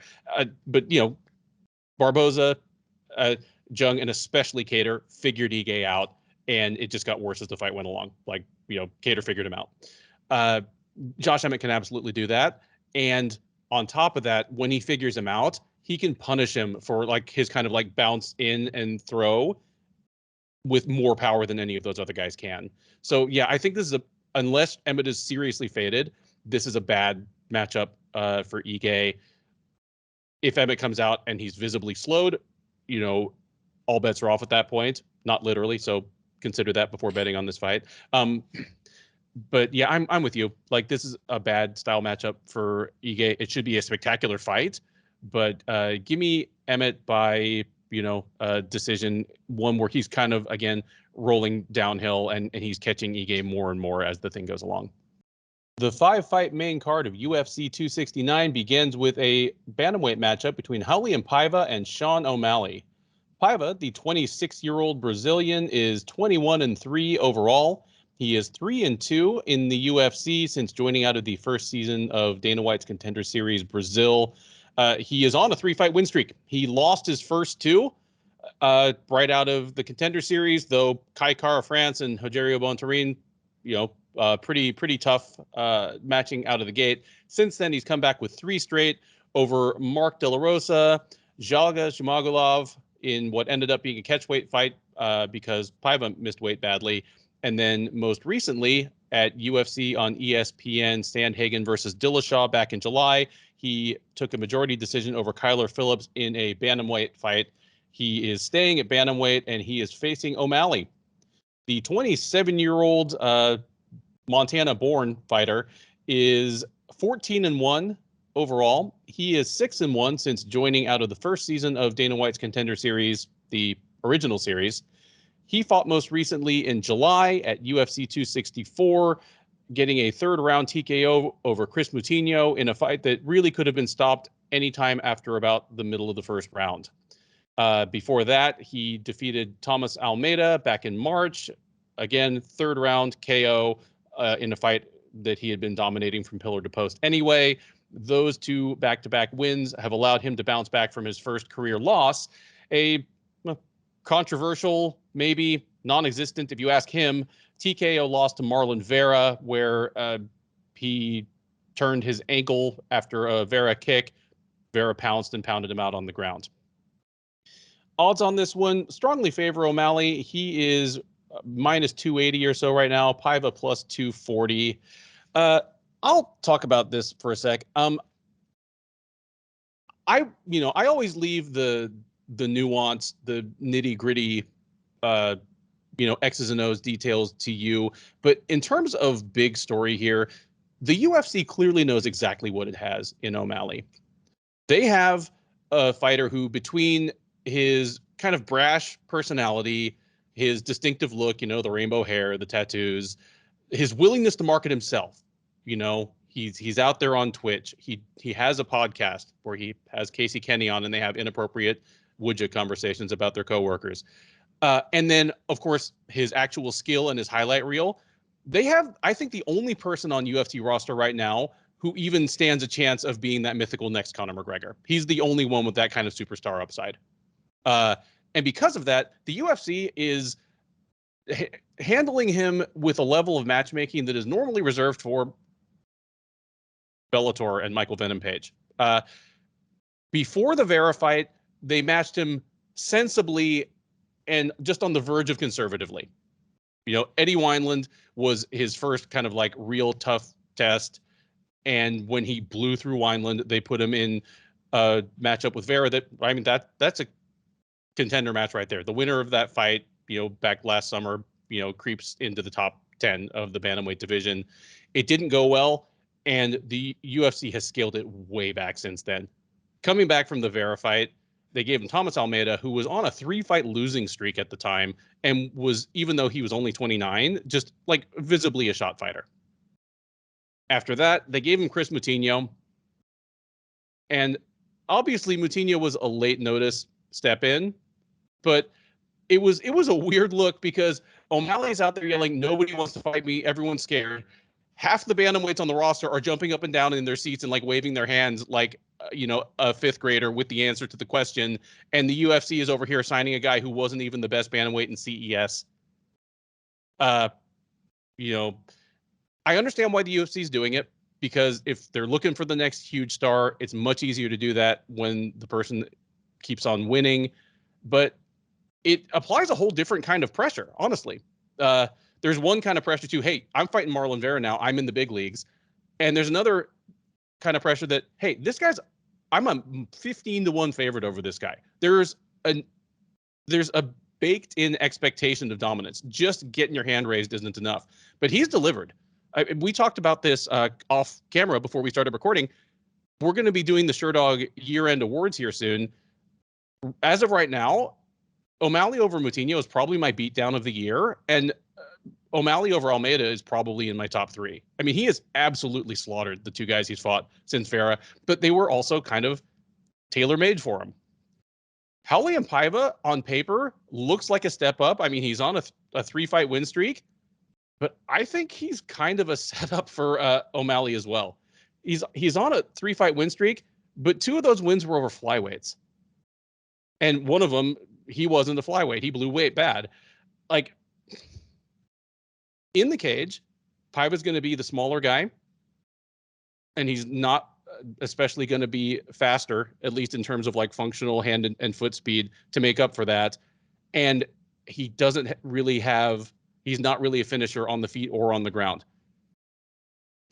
This is target practice for O'Malley to me. Like, this was a smart piece of matchmaking, giving him a guy that is on a hot streak, but I think is tailor-made for Sean O'Malley to put on his highlight reel. O'Malley, he has a certain, like, I don't want to sound like just a gushing fan, even though we both are kind of gushing fans, but he has a certain magic on the feet. He gets into a flow state that really you only see from like Israel Adesanya, Anderson Silva, Conor McGregor 5 years ago, where they're just, they're moving on a different level than their opponent. They're anticipating their opponent's movements and just kind of almost toying with them and just pulling them into their kill shots. It's what O'Malley did to Wineland for sure. I think he gets back on it. Like, this isn't going to be just like an attrition beatdown where he lands a million strikes on a guy and finally there's just either one big shot at the end or a mercy stoppage by the ref. I think O'Malley is going to put Raulian Paiva on his highlight reel sometime in the first 2 rounds. Make it round 2 for me. KO. Yeah, so I feel like Paiva is he's not Chris Martino, but he's not Marlon Vera, but I don't think he's that far behind Marlon Vera. Like, I think he is a tough test, but I think you made some good points, especially the size difference being a big thing. Sean O'Malley's like big for the weight class. I'm like, no, tall and lengthy, not like physique wise, but like, muscle wise, but he's tall and lengthy. People hate O'Malley. He gives them reasons to, all the reasons in the world to hate him. I get it. His skills is really impressive. He's one of the best strikers in the UFC right now already. He's long and lengthy. He's got crazy athleticism, great elusiveness. He can fight effectively from both stances. He's really good at picking up his opponent's timing. He's very, very accurate. He's smart. He's a smart striker. He's good at using feints to set up openings. Tons of variety in his game. Quick jab. His slip and rip right hand is a thing of beautiful. He needs to slip because he keeps his hands so low and he relies on his slipping ability. But and when he connects, he has serious power. And he has shown some flashy, fun stuff, spinning attacks. He can land these elite things that very few fighters can. Defensively, he keeps his chin a little high. He stands up a little high for my liking, and obviously a big, huge defensive floor is that he doesn't check leg kicks, as we saw in the Marlon Vera fight. But he's okay on the ground. He's you don't see much offensively from him grappling, and he has been taken down in the UFC. But he's been doing jiu-jitsu tournaments. I have seen him on the regional scene get some takedowns. Cardio used to be an issue, but you go back to his last fight against Chris Martino, he didn't slow down the whole fight. He was landing power shots. Martino was pressing the action. Sure, I understand it's not as tiring when it's always, one-way traffic. It could have been a little different if Martino was more competitive. Now move over to Raulian Paiva. He's also a long, lengthy fighter. That's one of his strengths at flyweight. I don't think it's going to be as big of an advantage at bantamweight. I mean, we already seen him fight at bantamweight, but the second fight in bantamweight. He's stalking, good output. He does drop his hands, though, for my liking. He does well. He's also like a slip and rip guy. He does well to bounce his head off the center line. He's got a solid jab. He's got a powerful right hand. Very just basic boxing, but that's usually what wins fights. Good body kicks. He can get in the clinch and battle in the clinch. He can mix in some takedowns. Though his takedown defense needs to be improved. In his last fight, Kyler Phillips took him down 4 times in that fight. So as far as prediction, you're really confident in O'Malley in this fight. I think it's a little bit more of a test than you're crediting him to. But I think he passes it with flying colors. I like O'Malley's footwork. I like his speed to pick apart Paiva from range. Already have, a size advantage on him. And I'm with you. I think he knocks him out. I say he knocks him out in the second round. There you go. 2 picks for a knockout by Sean O'Malley and for the train to keep rolling. Next up on the main card of UFC 269 is a flyweight matchup between Kai Kara-France and Cody Garbrandt, who will be making his divisional debut. Kara-France, the 28-year-old New Zealander, is 22-9 with one no contest overall. He's 5-2 in the UFC. Fought most recently back in March at UFC 259, where he knocked out Rogerio Bontorin in the closing seconds of the first round.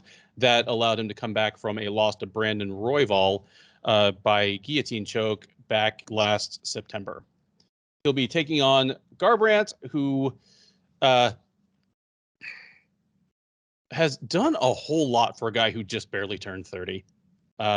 He's among the fighters to win a UFC title earliest in their career in terms of number of fights in the modern era. I think he won his UFC title in like his 10th fight or something like that. At any rate, 30-year-old Ohioan is 12-4 overall. He's 7-4 in the UFC. He fought most recently back in May, dropping a unanimous decision to Rob Font in the headliner of UFC Fight Night 188.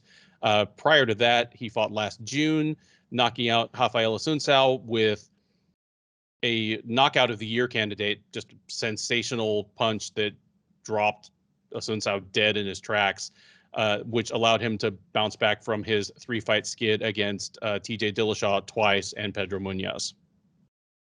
Odds slightly favor Garbrandt to get this done in his flyweight debut. He is -135. You can get Kara-France at +115 as the slight underdog.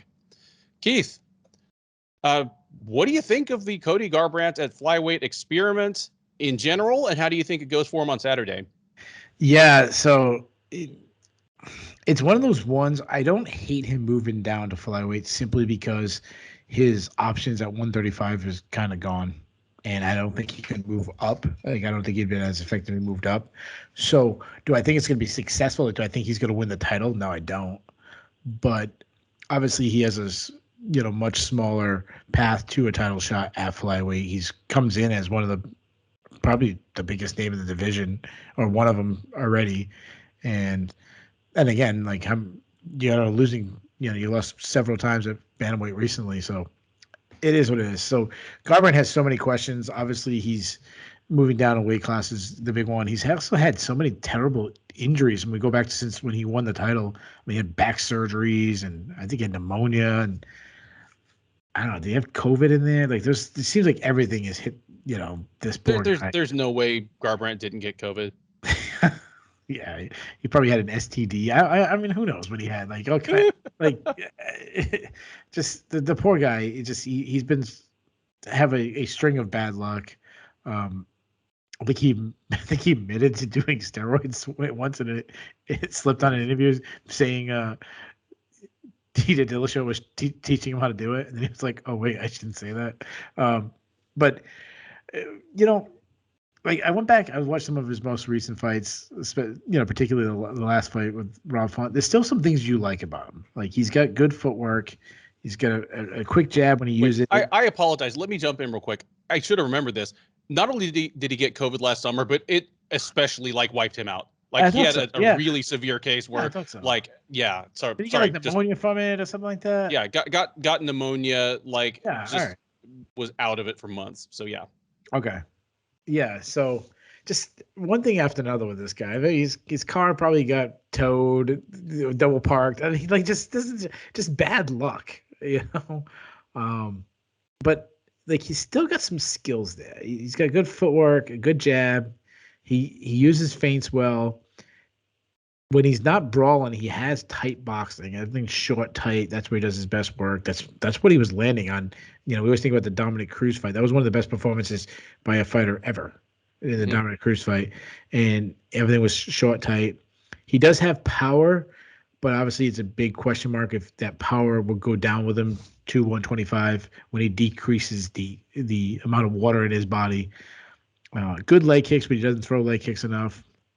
And one of the biggest question marks about him is his chin. He's knocked out twice by TJ Dillashaw, knocked out by Pedro Munhoz. Rob Font was battering him. And then is it going to get better when you have less water in your brain when you suck him. I'm assuming he's going to have a tough weight cut, get down to 125. He's put up pictures, and it looks like when Dillashaw cut to flyweight. Yeah. Like, he looks like jerky.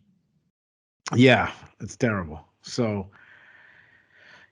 in fights when he looked terrible, the Dillashaw fight, the Munhoz fight, he was dragged into a brawl, and he made mistakes in those brawls. He loaded up on things. He kept getting blasted with the left hook. The left hook was putting him out. He also makes a mistake to brawl when he gets hurt. Like I've talked about Rob Whittaker doing this, which I say like most top level fighters don't do it, but Rob Whittaker is one of them that they're always trying to like make it even. Like, oh, you punched me, I have to punch you back now. And Cody Garbrandt has that in him, where he gets caught, then instead of like recovering or wrestling or something like that, he suddenly just, okay, I want to bite down on my mouthpiece and let's throw down. I got to get that one back, and that has not worked out for him. Especially the Pedro Muniz one is the perfect example of it not working out for him. It's trying to even the score.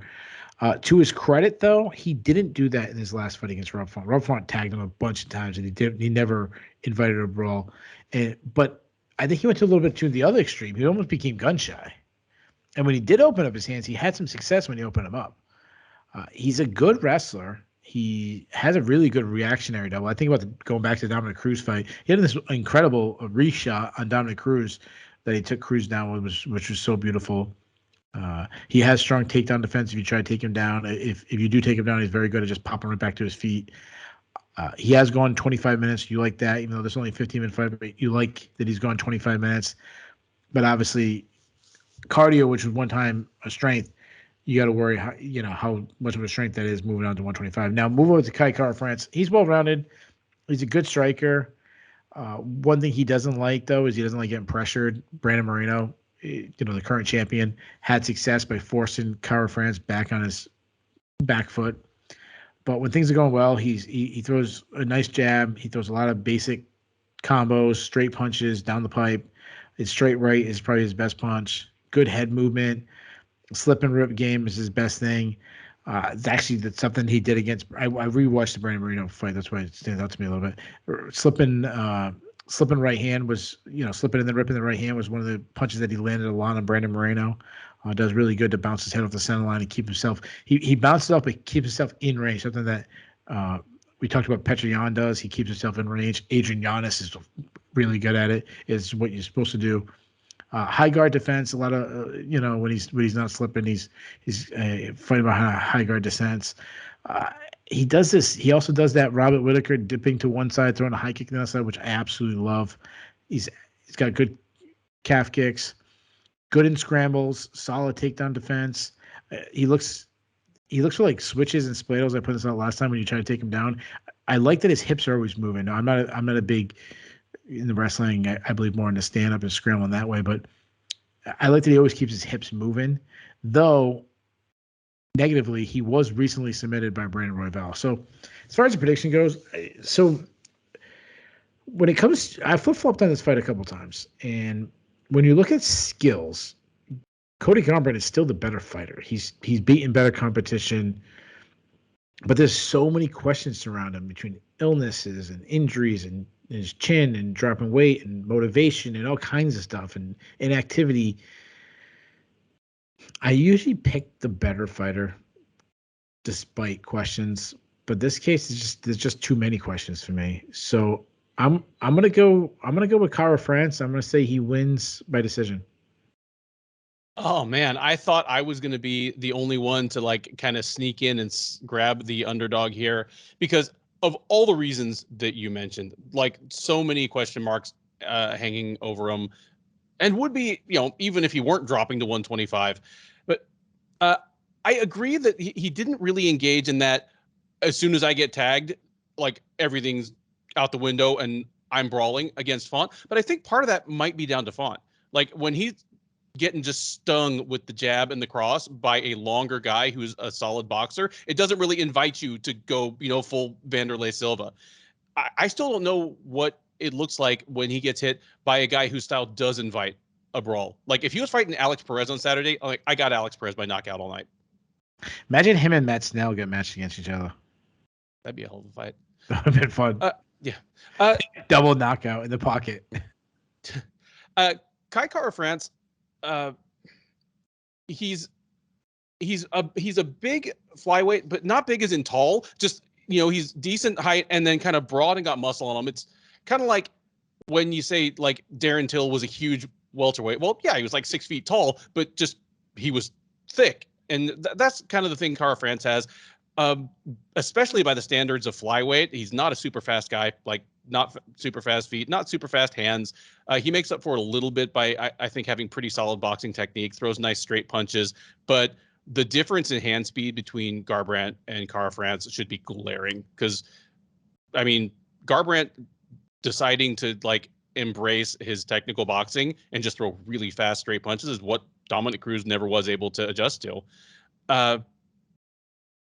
So I'll know I was wrong about this fight again within the first 90 seconds if Garbrandt is just blistering Kara France in the boxing. And then, I'll feel dumb on the recap, but I'm going to go with the more known quantity here. And I know what Kai Kara France is. So give me Kai Kara France by decision as well. But if it does devolve into wild haymakers at some point, I wouldn't be surprised if Kara France tags Garbrandt and puts him down. He doesn't get as many knockouts as he maybe could because he's a pretty like measured and buttoned down striker. But when he hits, he's just got naturally heavy hands. He's just one of those guys that seems to have kind of rolls and nickels in his gloves. But yeah, I'm going to go with the decision. Give me Kai Kara France as well. Third from the top at UFC 269 is a welterweight matchup between Geoff Neal and Santiago Ponzinibbio. Neal, the 31-year-old Texan, is 13-4 overall. He is 5-2 since joining the UFC out of the first season of Dana White's Contender Series. That 5-2 record represents him coming hot out of the gate and winning his first 5, vaulting himself right into the top 10 and minting himself as maybe the most successful alum of the first season of the Contender Series. Since then, he is on a 2-fight skid, losing unanimous decisions to Stephen Thompson in the main event of UFC Fight Night 183 last December, and then Neil Magny, who beat him in May at UFC on ESPN, Rodriguez versus Watterson. He'll be facing Ponzinibbio. The 35-year-old Argentinian is 28-4 overall. He is 10-3 in the UFC. He is 1-1 since coming back from a over 2-year layoff due to a variety of injuries and illnesses. He came back. Well, he last fought, knocked out Magny in November of 2018. Came back this January and knocked out Li Jingliang in the first round at UFC on ABC, Holloway versus Cater. Or sorry, got knocked out by Jingliang Li. I apologize. Came back from that and won a unanimous decision over Miguel Baeza in June at UFC Fight Night, Rosenstrike versus Sakai in an absolutely sensational fight. Ponzinibbio, the slight favorite here for reasons that I will go into in just a moment. But as of Wednesday night, he's minus 125, Neal plus 105 as the underdog. 2 weeks ago, Neal was the slight favorite. It was almost exactly reversed. Neal was about minus 120, Ponzinibbio out there around even money. Then it came out almost exactly a week ago that Neal had been arrested on Thanksgiving morning, like 3:45 in the morning of Thanksgiving Day, on suspicion of driving while intoxicated and possession of an unlicensed firearm. Obviously, the headlines looked bad. The mugshot looked bad. In the days following his arrest, his attorney has said that he is going to contest the charge based on the DWI charge based on the post-arrest blood test. And it's worth noting that if that shows him not to have been intoxicated, the gun charge will go away with it because it was in fact a licensed firearm, but that's invalidated in Texas if he was intoxicated. Nonetheless, even if he's exonerated of all this, it's put a different kind of scrutiny on Neal coming into this fight because he normally has had all the appearance of a model citizen throughout his mixed martial arts career. But again, even if those charges go away, there's the question of 2 weeks out from a fight, you were out at 3:45 in the morning in such a condition as even to be suspected of drunk driving. So all the eyes of judgments are upon him now. Like, MMA fans are definitely not bound by due process. the people who bet on MMA are not bound by due process, which is why the line has gone this way. Because if he loses, or I mean, even if he wins and just looks completely flat, and God help him if he misses weight, everyone will point to Thanksgiving Day as maybe his commitments, his preparation weren't what they might have been. It affects my perception of this fight because before this happened, like, again, 2 weeks out when Neal was just the slight favorite, I'm not a betting analyst, but I would have pointed to this as this is the best betting value on the card. If you get Neal at like near even money, I think like he has this against Ponzinibbio, because I'm still waiting for Santiago Ponzinibbio to show me that he's not shot. I'm concerned that a all-time action fighter career in the action fighter division of the UFC, then compounded by 2 years away with like serious illnesses and injuries. Like, I feel as though he's lost something off his chin, and I think he's lost a step. And against Neal, who's, if anything, a bigger, harder hitting version of a broadly similar fighter, I thought this was Neal all day. I'm still like leaning Neal here, but it's much more tentative because, again, there's just so much we don't know and now have to ask. But as far as a pick, I'm still going with Geoff Neal. Give me Neal by decision. And you know what? If he's the guy that gets tired first and kind of has to hang on for it, again, even in victory, the eyes of gossip and judgment will be out upon him. And that's kind of sad because he's been a real good story and a real good fighter so far in the UFC. Yeah, one of the themes that we didn't talk about in the very beginning is just questions. There's so many questions going to be answered about fighters this entire card. And we talk about Dominick Cruz, the questions asked about him, the questions about Josh Emmett coming back after the long layoff, the questions about Cody Garbrandt, the questions about Juliana Pena, who has been the most active fighter. But of all those, the question about Geoff Neal is obviously the ones that's newest questions asked, freshest in our mind. A lot of people expected this fight to be pulled. Yeah. After the arrest, I assumed it wasn't going to happen. Yeah, so did I. But, I just hope the guy's okay. I hope he's, and if he's not okay, then he shouldn't be fighting. But unfortunately, our sport is not the most high moral sport. We're not always looking out for the safety of fighters, and not that I'm accusing the UFC, the commission, or anything. I'm just saying, like, just making a blanket statement. And you're right, Geoff Neal had that nice story, the Cheesecake Factory worker during the day beating people's asses at night. Like, it's a nice story. So I'm just gonna break down Geoff Neal by the skills I've seen. But who knows? It definitely, like, if I was his head coach or I was a family member, I wouldn't feel too good being at, my fighter's out at 3:45 in the morning when, mind you, he's also on a 2-fight losing streak. Now, of course, they went to Stephen Thompson and Neil Magny, not a bad guys to lose to, but if he wants to stay in the rankings, he wants to stay in the elite category, he needs to win. But if I'm a coach of Santiago Ponzinibbio, I'm telling him don't even pay attention to that stuff, because don't start thinking that you're not going to get the best Geoff Neal. So I'm going to break it down like he's the best Geoff Neal. Geoff Neal, he's a southpaw. He's got good footwork, good movement. He's fast hands. He's accurate, straight punches down the pipe, huge power, fights with a high guard defense.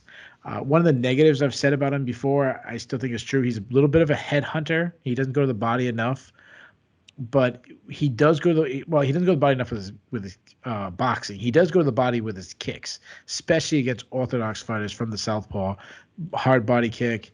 Obviously, he has a crushing high kick. I like that he'll slip an opponent's strike and then throw a high kick after, which is really fun. Good takedown defense.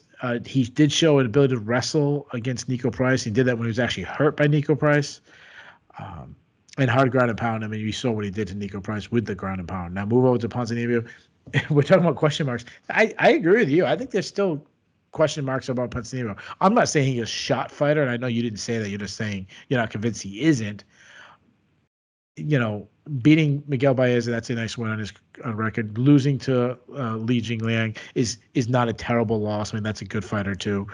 But it's more of when he left before the 2-year left, he was ascending one direction, and then he's kind of completely now. He's not completely down a cliff, but it might be. You know what it is? It's like that.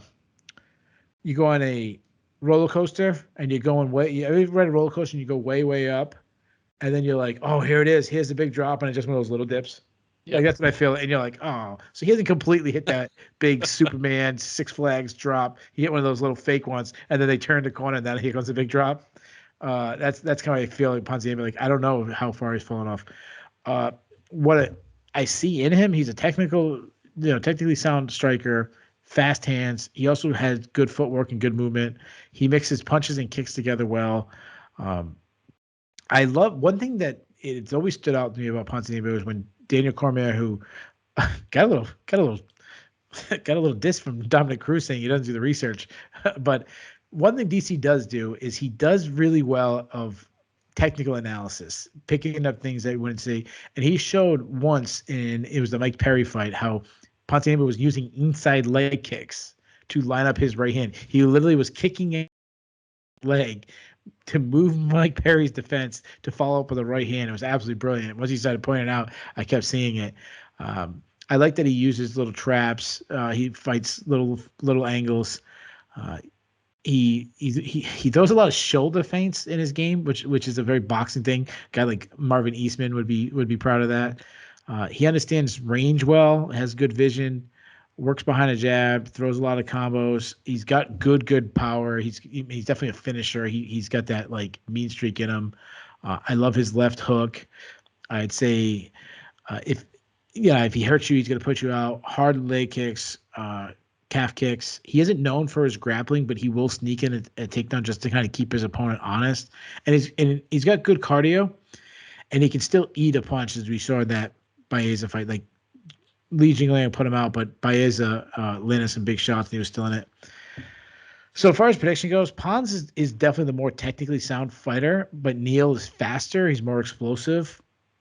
I don't like that Pons got knocked out by Lee. I also don't like that Baeza landed some shots, that he was able to land that many shots on him and hurt him. So I understand your questions whether Pons is a shot fighter, and I'm with you. I'm not really sure. And I say if Baeza landed those shots, like, and Neal lands the same shots, Neal's gonna put you out. Even drunk at 3:45 a.m., Geoff Neal might put you out. So I'm gonna, if he's staying on the roster, that means his family's confident of his. I shouldn't say the roster, stay on the card. His family's confident of his management, his team, the UFC. I'm gonna trust those. I probably shouldn't, but I'm gonna trust those. I'm gonna say Neal gets it done. I'm gonna say he knocks out Ponzinibbio. Give me Neal by second round TKO. There you go. 2 picks for Geoff Neal to find a measure of redemption on Saturday. The co-main event of UFC 269 is a bantamweight title match featuring Amanda Nunes and challenger Juliana Pena. Nunes, the 33-year-old Brazilian, is 21-4 overall. She is 14-1 in the UFC and has won her last 12 straight. She is the UFC women's bantamweight as well as featherweight champion. Fought most recently, her last 2 fights have been for the featherweight title, where she has put away Megan Anderson by first round complete destruction, and a unanimous decision over Felicia Spencer. She'll be taking on Pena. The 32-year-old Washington native is 10-4 overall. She is 6-2 since joining the UFC as the winner of the 18th season of The Ultimate Fighter.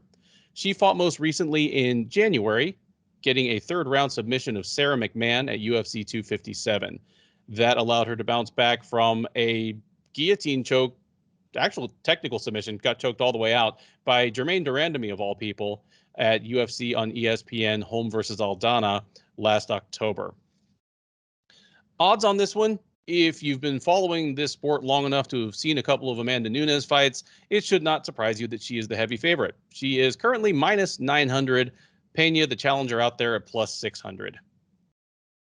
I feel as though the 2 title fights at the top of this card deserve a little more, setting of the table before we dig right in. And in the case of this fight, especially because if we don't do that, what else is there to talk about?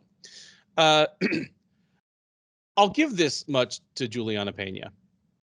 She got this fight because she wanted it. She has been chasing this thing and talking all kinds of mad shit about Amanda Nunes for over a year now.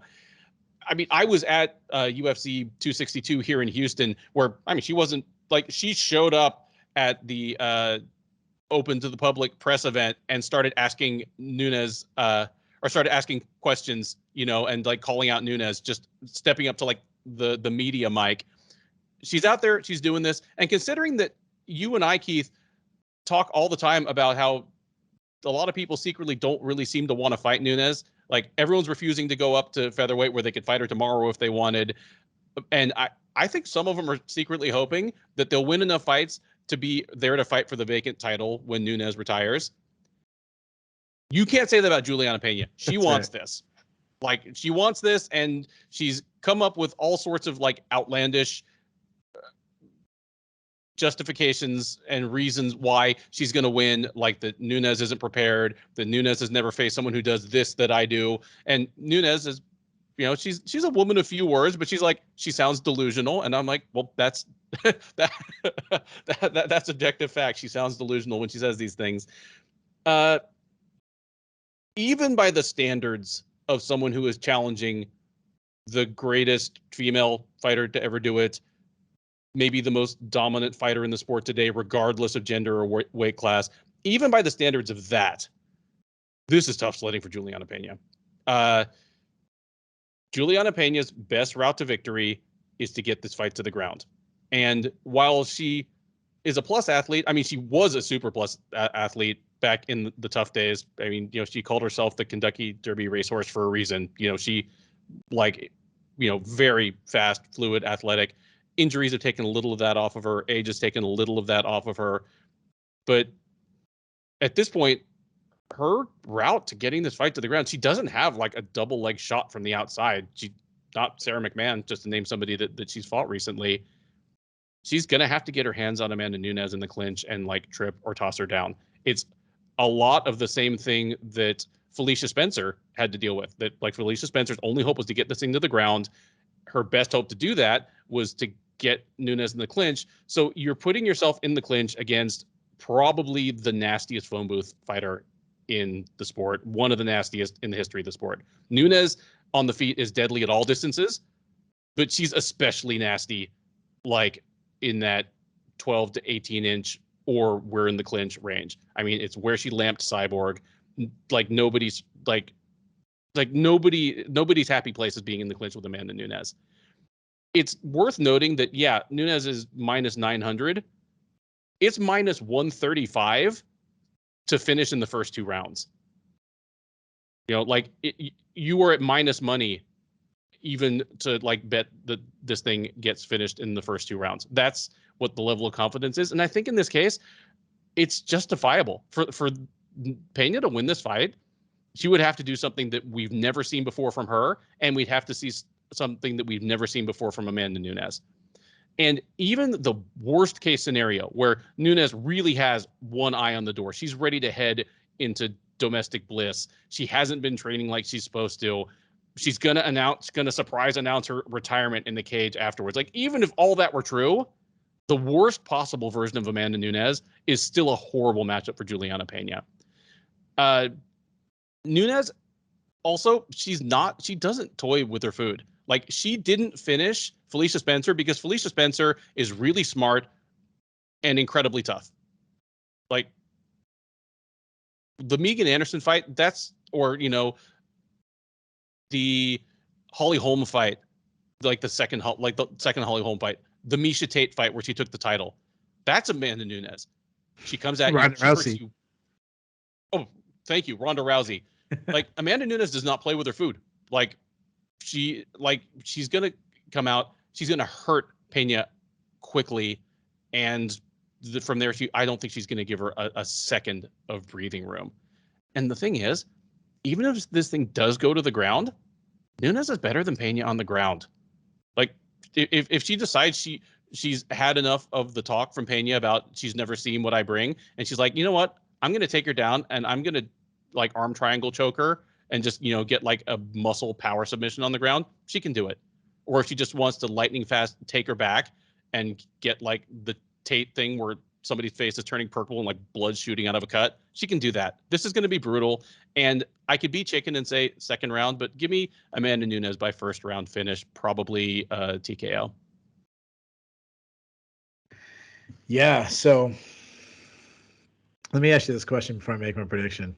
So if Saturday morning, 9 a.m., there's breaking news on Sherdog, and you break the news, 9 a.m., the Las Vegas police reports that Amanda Nunes was arrested at 3:45 a.m., drunk in a car, but she's still going to fight that night. Would you still take her to win? Yes. Yes, would I would take her to win, actually still drunk.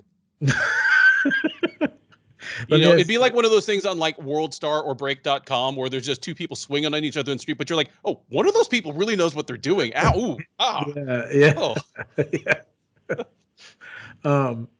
So Amanda Nunes, well, one thing that Gillian Pena keeps saying that you mentioned was her saying like, I have her teammates telling me that she's barely been at the gym. If it was true that Amanda Nunes has not shown up at the gym, she made weight, but she has not been at the gym, would that change your opinion at all? No, because this isn't going to make it to the rounds where cardio matters. Yeah, I agree. So, I mean, I obviously already give away my prediction. So I'm going to read pretty much the same notes. I have not updated my notes on Amanda Nunes. I rewatched it, and I'm just amazed by it. Like, I rewatched the Megan Anderson fight, and she just like runs right through her. And that was supposed to be the bad stylistic matchup on the feet, the long length. And she's like, no, I'm just going to throw these power shots right to your head. I'm not going to. The way Anderson reacts the first time she lands clean tells you everything you need to know. Yeah, it was one of those when as soon as she got hit, you hear that guy saying like she wasn't ready. Like, I mean, what else? I said this last time. What else does it say about Amanda Nunes? She is the absolute GOAT. I mean, she's the GOAT of the female. There's no debate. There's no argument. Stop this Scott Coker nonsense with Chris Lauer. She's beaten everybody and demolished them. What I think the debate is when it comes to GOAT for Amanda Nunes is she the female GOAT? You got to start asking the question, is she just the GOAT? Mm-hmm. Regardless of, like, I know in tennis, they say like Serena Williams might be the greatest tennis player regardless of, obviously not saying she could beat a top man, but saying like her accomplishments, same thing. Like, when are we going to stop putting Amanda Nunes against her resume against John Jones and against George St. Pierre and Demetrius Johnson? Because I mean, you think about she's taken all the top females out. Yep. So that's when it comes to her striking, she's one of the best boxers in the UFC, regardless of her gender. She's light on the feet. She's fast. She's deceivingly strong with these. I mean, deceivingly long. That's something Miesha Tate said. Like, where you think you're out of her range and you're not. Her shots are tight. She can strike while she's backing up. She has great vision. She sees everything coming. You see the difference between her and Chris Cyborg in that fight. She was seeing the shots that she was landing against Chris Cyborg. She has variety in her attacks. You never know what's coming. She has crushing power. I mean, especially when she's at 145. Like, the power is even more at 140. Now, obviously, this fight is at 135. But leg kicks. I mean, she threw that high kick against Holly Holm. One of the best strikers in female combat sports history. And she knocks her out with a high kick. She's extremely strong in grappling, can get trips, smothering top game, great takedown defense. She has a Brazilian Jiu-Jitsu black belt. And don't forget her ground and pound. Like, think about what she did to like Jermaine Duranamy, just pinning her against the ground, landing big shots. Now, Juliana Pena, she's always been a pretty mediocre striker. Like, I wouldn't say she's poor, but I would say she's lower half of the division in actual just striking. She's flat-footed. Her boxing is limited. That she doesn't have much variety in her striking. She's kind of slow. She's not a great athlete. You mentioned about her grappling style. She's just a grinder. Like, You mentioned that that's the best way Felicia Spencer. Another one, Raquel Pennington. That's the only way Raquel Pennington was going to win is to close the distance. And if we're being honest, going all the way back to when Amanda Nunes won the title, that was the best avenue for Miesha Tate, was to kind of get into a grappling matchup, especially like against the cage. Payne is going to want to close the distance. She's going to try to get a body lock and look for a takedown. But if we're being honest, her grappling is very inconsistent. Like she took down and submitted Sarah McMahon in her last fight. So that was like her best showing. However, we've also seen her recently getting taken down multiple times by Nico Montana. And she was submitted by Jermaine Geronimi, who, by the way, is the most decorated kickboxer in the UFC. Yeah, the way to beat her, Amanda Nunes says, I'm not going to stand with her. I'm going to take her down. This is her weakness. I'm going to take her down and out-grapple her. And it's funny because they keep talking about Juliana Pena, this like submission threat and all this. And I'm looking at her record. She's got one, not counting the tough, take that out because they're not official fights. She's got one submission victory in 10 years. Mm-hmm. Like, in a decade. Like, that's crazy.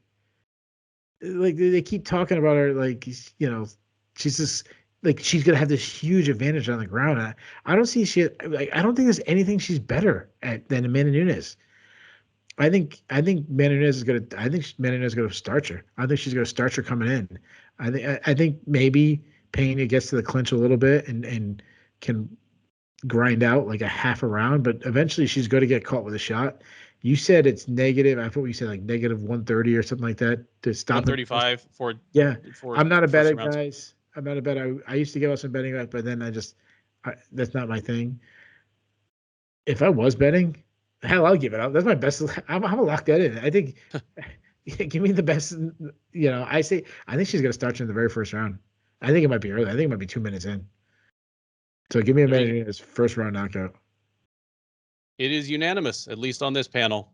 Amanda Nunes retains by first round knockout. That brings us to the main event of UFC 269, a lightweight title fight between Charles Oliveira and Dustin Poirier. Oliveira, the 32-year-old Brazilian, is 31-8 with one no contest overall.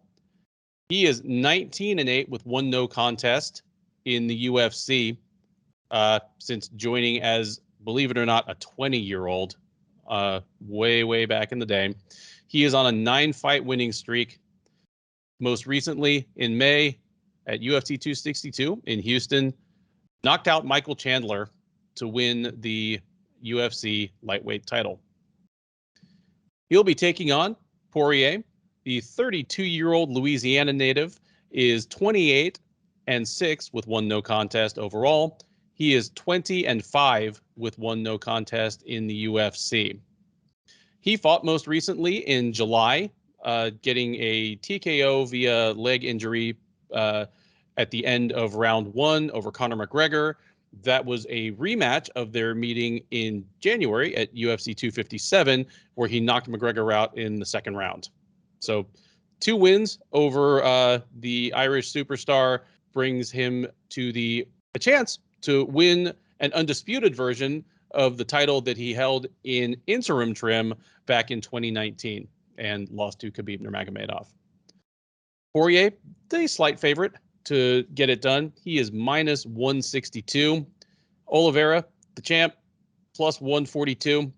I'm going to throw it to you for your pick first, but I just feel like laying out here, even leaving aside that, well, yes, if Khabib Nurmagomedov were still active, he would be favored to beat either of these guys. He's already beaten one of them. He would be favored to beat Oliveira. So they're fighting for the crown in the post-Khabib era. But even by that standard, this is a lightweight title fight that I don't think anyone would have seen coming down the pike, 7 years ago. Both of these guys were already well established in the UFC. Like, Oliveira came to the UFC at age 20, Poirier at age 21. And early in their career, both kind of parallel, dangerous offensive fighters who had defensive lapses and were maybe trying to fight at featherweight unnecessarily. the with Poirier, it's been more of just a straight development. He's been with the same team forever. He's gotten better. He's shored up a lot of the holes in his game. He's decided to just stick at 155, and that's done wonders for his chin and his cardio, which is good because those are a couple of things that make his game run. And this just seems like a natural progression. With Oliveira, it's a reinvention. I remember saying on previews, like, you know, when he'd won 5 or 6 straight, that I was having to change my thinking about Oliveira. Because I'm thinking about Oliveira 7 years ago. This is a guy who is extremely dangerous. Even at the time, everyone thought he was the most dangerous, like, pure submission artist in the UFC, except maybe like Damian Maia. But too inconsistent, a little bit of the mentally fragile, like, flakiness to him, and too one-dimensional ever to be more than just kind of a fun fringe contender. And I think that's why his win over Chandler so perfectly encapsulates his transformation as a fighter, because the inconsistent guy had just won his 9th straight fight in the toughest division in the sport.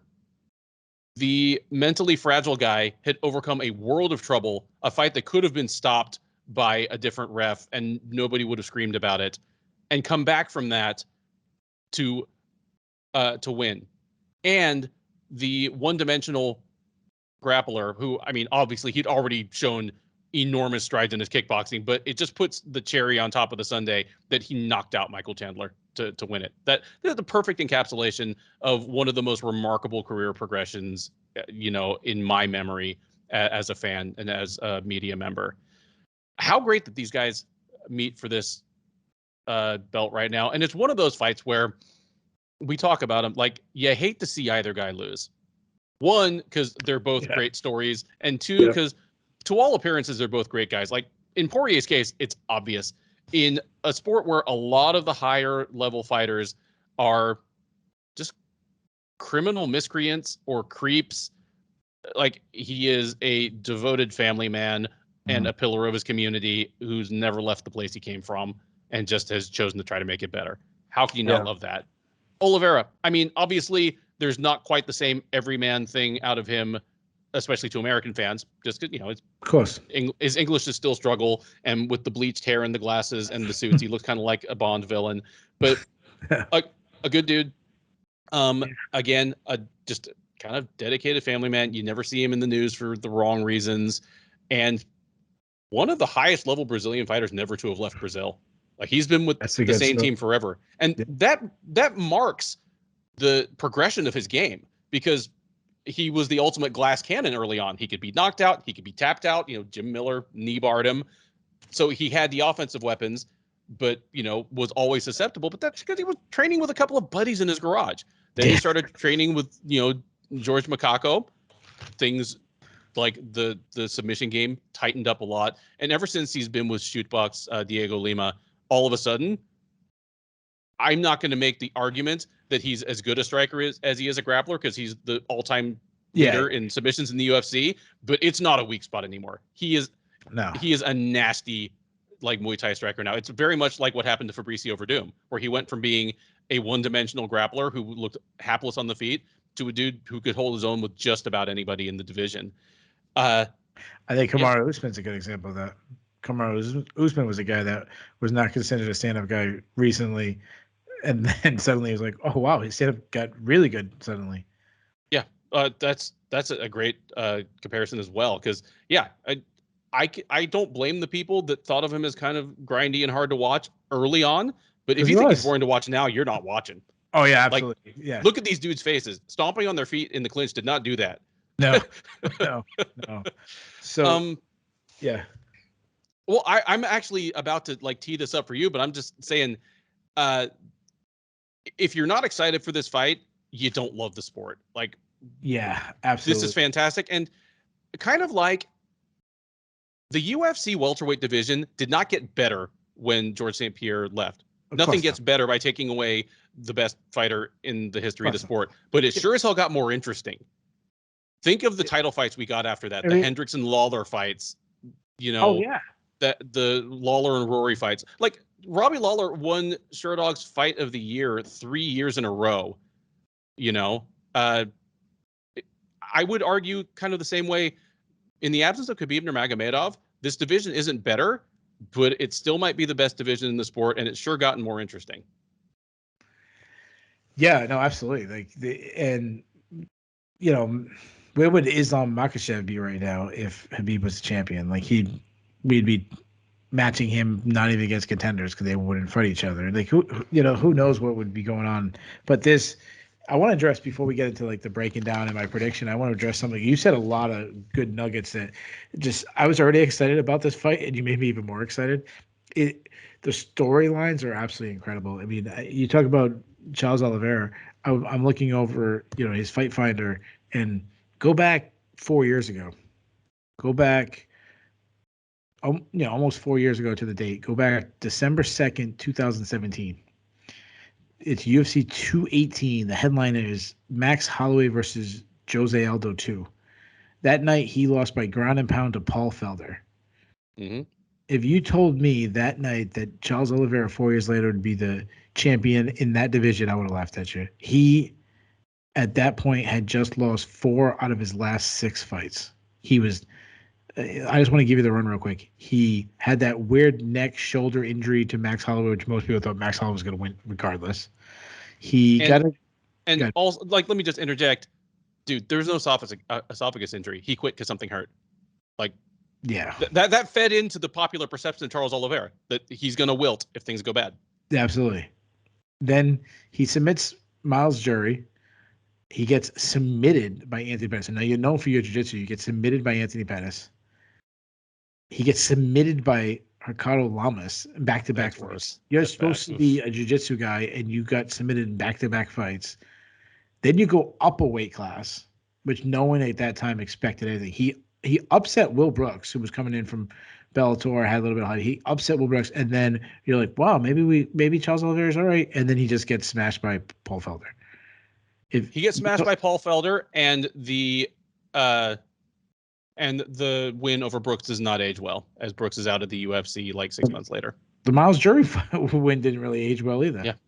Because so that, and then he has not lost a fight since. Since he lost to Paul Felder, he's not lost a fight since. And we started off when I was saying that if Dustin Poirier wins, that he's my no-brainer pick for Fighter of the Year. And Charles Oliveira, if he wins, I think he's in the discussion for Fight of the Year, but having only 2 wins in a calendar is always tough compared to Gay, who has 3. But if we're taking a 365 day, and this is just by chance, just going over his record, just looking at I remember that Paul Felder moment. He beat Tony Ferguson and dominated Tony Ferguson December 12th, 2020. If he beats Dustin Poirier, he would have 3 wins exactly 365 days. It'd be Tony Ferguson, Michael Chandler, Dustin Poirier. Any other year, if that's a calendar year, if he fights Tony Ferguson 2-3 weeks later, he's your Fighter of the Year. Or he's at least very heated in the debate with probably Kamaru Usman or whoever we're throwing in there. It's funny because we've been talking about Dustin Poirier and that's been the narrative, but yeah, Charles Oliveira, like I think about. You talked about the difference of how they've been here, how Dustin Poirier, you just kind of see him slowly making improvements each fight and adding tools to his game, while Charles Oliveira just something clicked and completely changed overnight. And I think about it like flicking a light switch versus like a dimmer, like one of those dimmer switches. That was a difference between like Charles Oliveira was a light switch, Dustin Poirier is that slow dim where it just slowly gets brighter and brighter and brighter. And they're both at their very brightest right now, and they're the two best lightweights in the world, and it's an incredible story. And yeah, it has a lot of Jan Blachowicz, Glover Teixeira feel to it, where Charles Oliveira is this great dude, and everyone believes that. But Glover Teixeira went into that fight with the sentiment on his side because he never won the title, and Dustin Poirier's never won the title. So I feel like Dustin Poirier is the guy that people want to win, not that people dislike Charles Oliveira, but it's the same situation. Glover Teixeira lost to the all-time great like John Jones. Dustin Poirier made it to the title, lost to an all-time great in Khabib Nurmagomedov. Yeah. So, and another point you pointed out, and I just want to address is you talked about him never leaving Brazil. While so many people have left Brazil and trained in America. Another thing we got to mention is that his prime years was not in. Now, obviously, Nova União, Diego Lima it's a great team, very good team. So I'm not trying to diss them, but the prime year, there was a time where there was top training in Brazil, but the years of like the original shootbox with Rafael Cordeiro, Vanderlei Silva, Shogun, like those, those days, that team is gone. Yep. Brazilian top team with Murilo Bustamante and Ricardo Arona and the Nigera, those days are gone. Like they don't have those mega gyms like they did before. All the mega gyms now are here in America, and maybe you want to count what's the team in there in Australia? I can't think of the name right now. City Kickboxing. City Kickboxing, yeah. So that's it. So that's another feather in his cap, which is pretty, amazing accomplishment. Now I know everyone has, and not that Nova now, Diego Lima is a it's Shootbox Diego Lima. Sorry. But yeah, sorry, I didn't mean to say Nova União. Sorry, Shootbox. Yeah. It's not a small. I mean, you see that they've done the countdown show. They show the facility. It's a nice thing, but there's not name after name coming out of that. So that's just another. And I know some people come from a smaller team and they do better in a smaller team. Like, Demetrius Johnson's a good example, but just something to credit. Now, I'm assuming you want me to get into my pick. Absolutely, please. Yeah, this fight is freaking fantastic. I just want to keep talking. I'm just prolonging. I'll start with the champion, Charles Oliveira. I want to read to you the first 4 things I said about him last time, and these are the 4 things I said about him. He's a good athlete, but then I really want to say the next 3 I said that he was growing in his confidence, he was growing in his striking, and he was growing in his power, and I still think that's the case now. I think all those things are still, we talked about his mental, what's the word I'm looking? Delicacy, maybe mental fragility. Yeah, like that he's had moments like that. Well, when you win the title, that changes things. He's growing and striking where 4 years ago, we would have laughed at Charles Oliveira knocking out Michael Chandler. We would have said Michael Chandler knocked out him, and then obviously his power of putting a guy like Michael Chandler out. So he's a Muay Thai striker. He stands tall like a Muay Thai striker, which is a little disturbing, but he's very aggressive. He's willing to land a shot to eat one. He's got confidence in his chin, solid long jab. He's got good timing on his counters. That's what he caught Michael Chandler with, is a counter strike. He caught him with a little short check left hook, which is his best strike. Step in elbows he likes. Good leg kicks.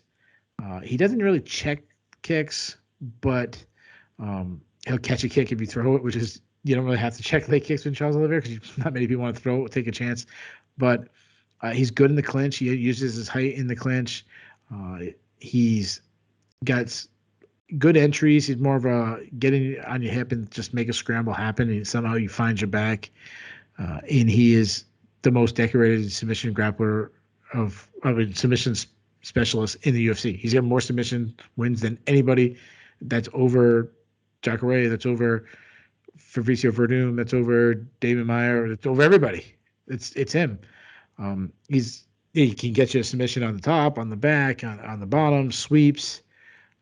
But I love that he adds a lot of ground and pound. He's not simply a submission specialist. He'll beat you up.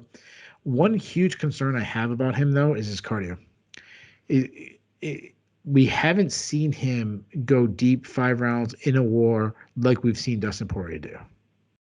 Now, I want to go with Dustin Poirier. You talked about these guys both being former featherweights, both guys draining their body. I've met Dustin Poirier multiple times in person. Yeah. Guy looks like a light heavyweight. Yep. Yeah, he's already talking about going up to welterweight, and he would not be undersized at welterweight. No, he might be undersized against Kamaru, the very big Michael Chiesa or something like that. But Kamaru Usman, but he and Colby Covington walk around. That's the exact name I was gonna say. Him and Colby Covington are probably the same size. He might be bigger than Colby Covington. So obviously he's a southpaw. He's a high output striker, one of the best boxers. Some people say he's the best boxer in the UFC. I will say this, as we've talked before, I don't know if he's the best boxer, but he's getting in the club. the club with him and Petroyan and a couple other guys. Like he's in it. Max Holloway. I love that he switches stances mid-angle. It's something he's been doing every single fight. Max Holloway's fight was one of them that really showed it. Against Connor, really showed it. He keeps his base. When he's moving, his base is underneath him. So the reason why he generates so much power when he strikes is that his legs are always underneath him, and I'm so impressed by that. It's such a, because he's not a guy he's not very fast. If we're being honest, he doesn't have the fastest speed, but everything, like the way he throws his hook, it's short, it's tight, and then just his legs, it's his footwork, the way he it springs off his feet. It's really impressive. His counter right hook is his best strike. It's what he was landing against Max Holloway. It's what he hurt Conor McGregor with in the second fight before he put him. Well, he was hurting with that. Then he put him with a straight left. But I love that his crushing body kicks that he did against Eddie Alvarez. I mean, I said this last time. I'm gonna tell you it again. He just has, as we talked about earlier, he adds tools, and then we see the tools in fights, and you can pick them out. Calf kicks against Connor, his legendary chin. I mean, think about the wars that this guy's been in, and when was the last time he was? I mean, he was knocked out. Was the next? When was his last knockout? Was Michael Johnson. Michael Johnson. Yeah. What was that? 7 years ago? I don't know how long ago. It was 5 years ago. It was September 2016, and that's his only knockout at lightweight. Like. Connor knocked him out, but again, his chin was not the same thing at 145, and Connor back then was unbelievable. So, and you think about what Justin Gaethje has been doing to guys, the punches he's been landing, he couldn't put him out. Eddie Alvarez at that time, winning by 9. Eddie Alvarez, shortly before that was knocking out RDA. Hooker, the size, the Dan Hooker that couldn't put out Dustin Poirier. He needs to improve checking kicks. That's one success that Hooker had on him. He's also not a great wrestler. He can get takedowns. He likes to get him from the clinch, but we saw him wrestling in both the second and third fight against Connor, which was obviously smart against Connor, tying him out and putting him on his back. Concerning this is defensive wrestling. He was taken down by Khabib Nurmagomedov. Ignore that. He takes down everybody. But Eddie Alvarez took him down a little bit, which gives me, pause for wanting to pick him, because if Charles Oliveira gets you down, that might be a wrap. The other thing that really concerns me always, and I say this every single time with Dustin Poirier, and I still say it, and it really concerns me, is he will jump on a guillotine when you go for a takedown. I hate that. And you do that against Charles Oliveira, the fight might be over. But out of everything I talked about the base of Dustin Poirier, his feet, his power. The thing that I loved about Dustin Poirier more is what you can't measure, and that is simply his heart. I think about him going against a fight against Max Holloway where he's winning, but then Max Holloway's trying to take over, and Max Holloway's the ultimate builder, and he's getting stronger and stronger. And Dustin Poirier it seemed like, I remember saying, "Oh, here goes Max Holloway. He's gonna blow him out." And Dustin Poirier found a way to recover. He found a way to talk himself back into a fight and win.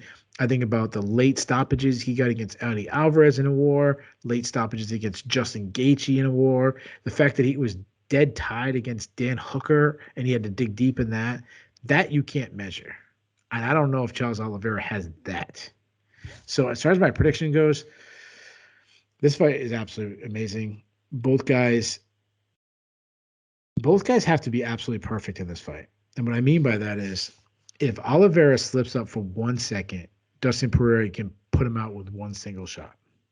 But if Poirier slips up for a single second, Oliveira can put him out with a punch, or even more likely, he can submit him. So when this fight first was announced, I always, like everyone, you see it on Twitter, see it on Sherdog, see wherever, natural reaction, you always think like, I mean, I do this, like, who's going to win? When this first was announced, I said, Charles Oliveira's going. Before I did tape study, I wrote down Charles Oliveira. I always do who do I think is going to win before tape study, see if change. Then I did tape study, and I still think Charles Oliveira is going to win. But then I did something I never, ever, ever do. I always try to have my eyeballs tell me who's going to win and not go to the intangibles that you can't really see. And this is going to sound like the stupidest reason. I just have a gut feeling, man. It just seems like it's Dustin Poirier has been here, and I just don't, and I know this is gonna sound terrible. And if you're watching a 2-hour show to hear me make this prediction, his book is closing, his career is closing, and that final chapter has to be written with him with the actual title, not the interim title. So I think Charles Oliveira is going to take him down. I think Charles Oliveira is going to have his back. I think Charles Oliveira is going to put Dustin Poirier in a position where it looks really, really bad. But I think Dustin Poirier is going to do it again. I think he's going to find a way to survive. And as the rounds go deeper and deeper, I think he's going to find a way to take over. About round 3, he's going to start landing some big shots. And I think around 4, he's finally going to put him out. So give me Dustin Poirier by 4th round TKO. Man, I was hoping we were going to disagree on more fights tonight. This is a 15-fight card, and we have only disagreed on the result of one fight. And even in the details, we've been in agreement on how most of the fights are going to look and like the method of victory. But I have agonized over this. I mean, I've agonized over it for a couple months, definitely this week, and even right up to yesterday. But I'm with you, for all the intangible reasons you mentioned. And I don't go to those things first, but if a fight is this close, it's absolutely a tiebreaker. I mean, what is it that really unites the greatest of the greatest fighters of all time from that next tier? It's typically ability to push through adversity. Yeah, I mean, and in even a more tangible way, yeah, Poirier definitely gets tired. Even at 155 pounds, he has a serious weight cut. He's a super high output guy, but he's a guy that has gutted out wins even when he was tired. I expect Charles Oliveira will have him in all kinds of trouble at some point in the first 2 rounds, probably in the very first round. I think. I mean, this could be the really tentative feel each other out first round, but I don't think it will be. I think it'll be like that for maybe 45 to 60 seconds, and then we're going to get a wild round, kind of like the first round of Oliveira versus Chandler. And it would not surprise me if both these guys had each other in trouble that first round, but Oliveira had Poirier in more trouble. I think we'll be buckling in for a classic, but I agree that Poirier will start picking things up. I think his punching power will start to tell. I think, I think Poirier will start rolling downhill after some early difficulty. Give me Poirier by 3rd round TKO. That's it. That is 15 fights. Yeah. Can I ask you one question, and we'll pick this up on the recap. We'll leave this open. We'll tease a question we might ask to recap. If Dustin Poirier beats Charles Oliveira and wins the title, is he this? I say Khabib is probably still the best lightweight just based on his record, but is Dustin Poirier number 2? I'm not ready to answer that yet. Yeah, we'll pick it up on Saturday night or Sunday morning, where I should say. Yeah, it'll definitely be Sunday morning. But that's it, man. 15 fights up, 15 down. The UFC closing out the year. I mean, there is one more card, but this is their last, pay-per-view of the year with an absolute bang. This promises to be a fantastic card. It will be huge. It'll be exhausting, and we'll have a hell of a lot to talk about afterwards. And we will do so, 10 to 15 minutes after the end of the main event. Keith and I will be live on the Sherdog YouTube page with the live recap.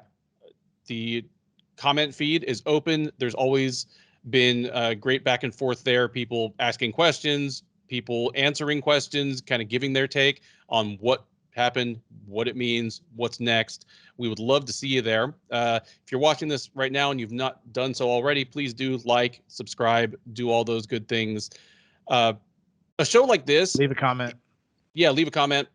We'll answer. Keith and I are manning the wheel on that very often. I mean, a show like ours, I mean, it's never going to be this thing that draws like 500,000 views. There simply aren't enough fans hardcore enough to want to hear 10 minutes of talking about, it's the first fight on a fight night card.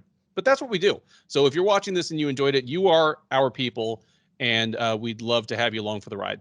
For Keith Gillian, I'm Ben Duffy for the Sherdog Radio Network. Thank you so much for watching. Enjoy your week, enjoy the fights, and we will talk to you on the recap.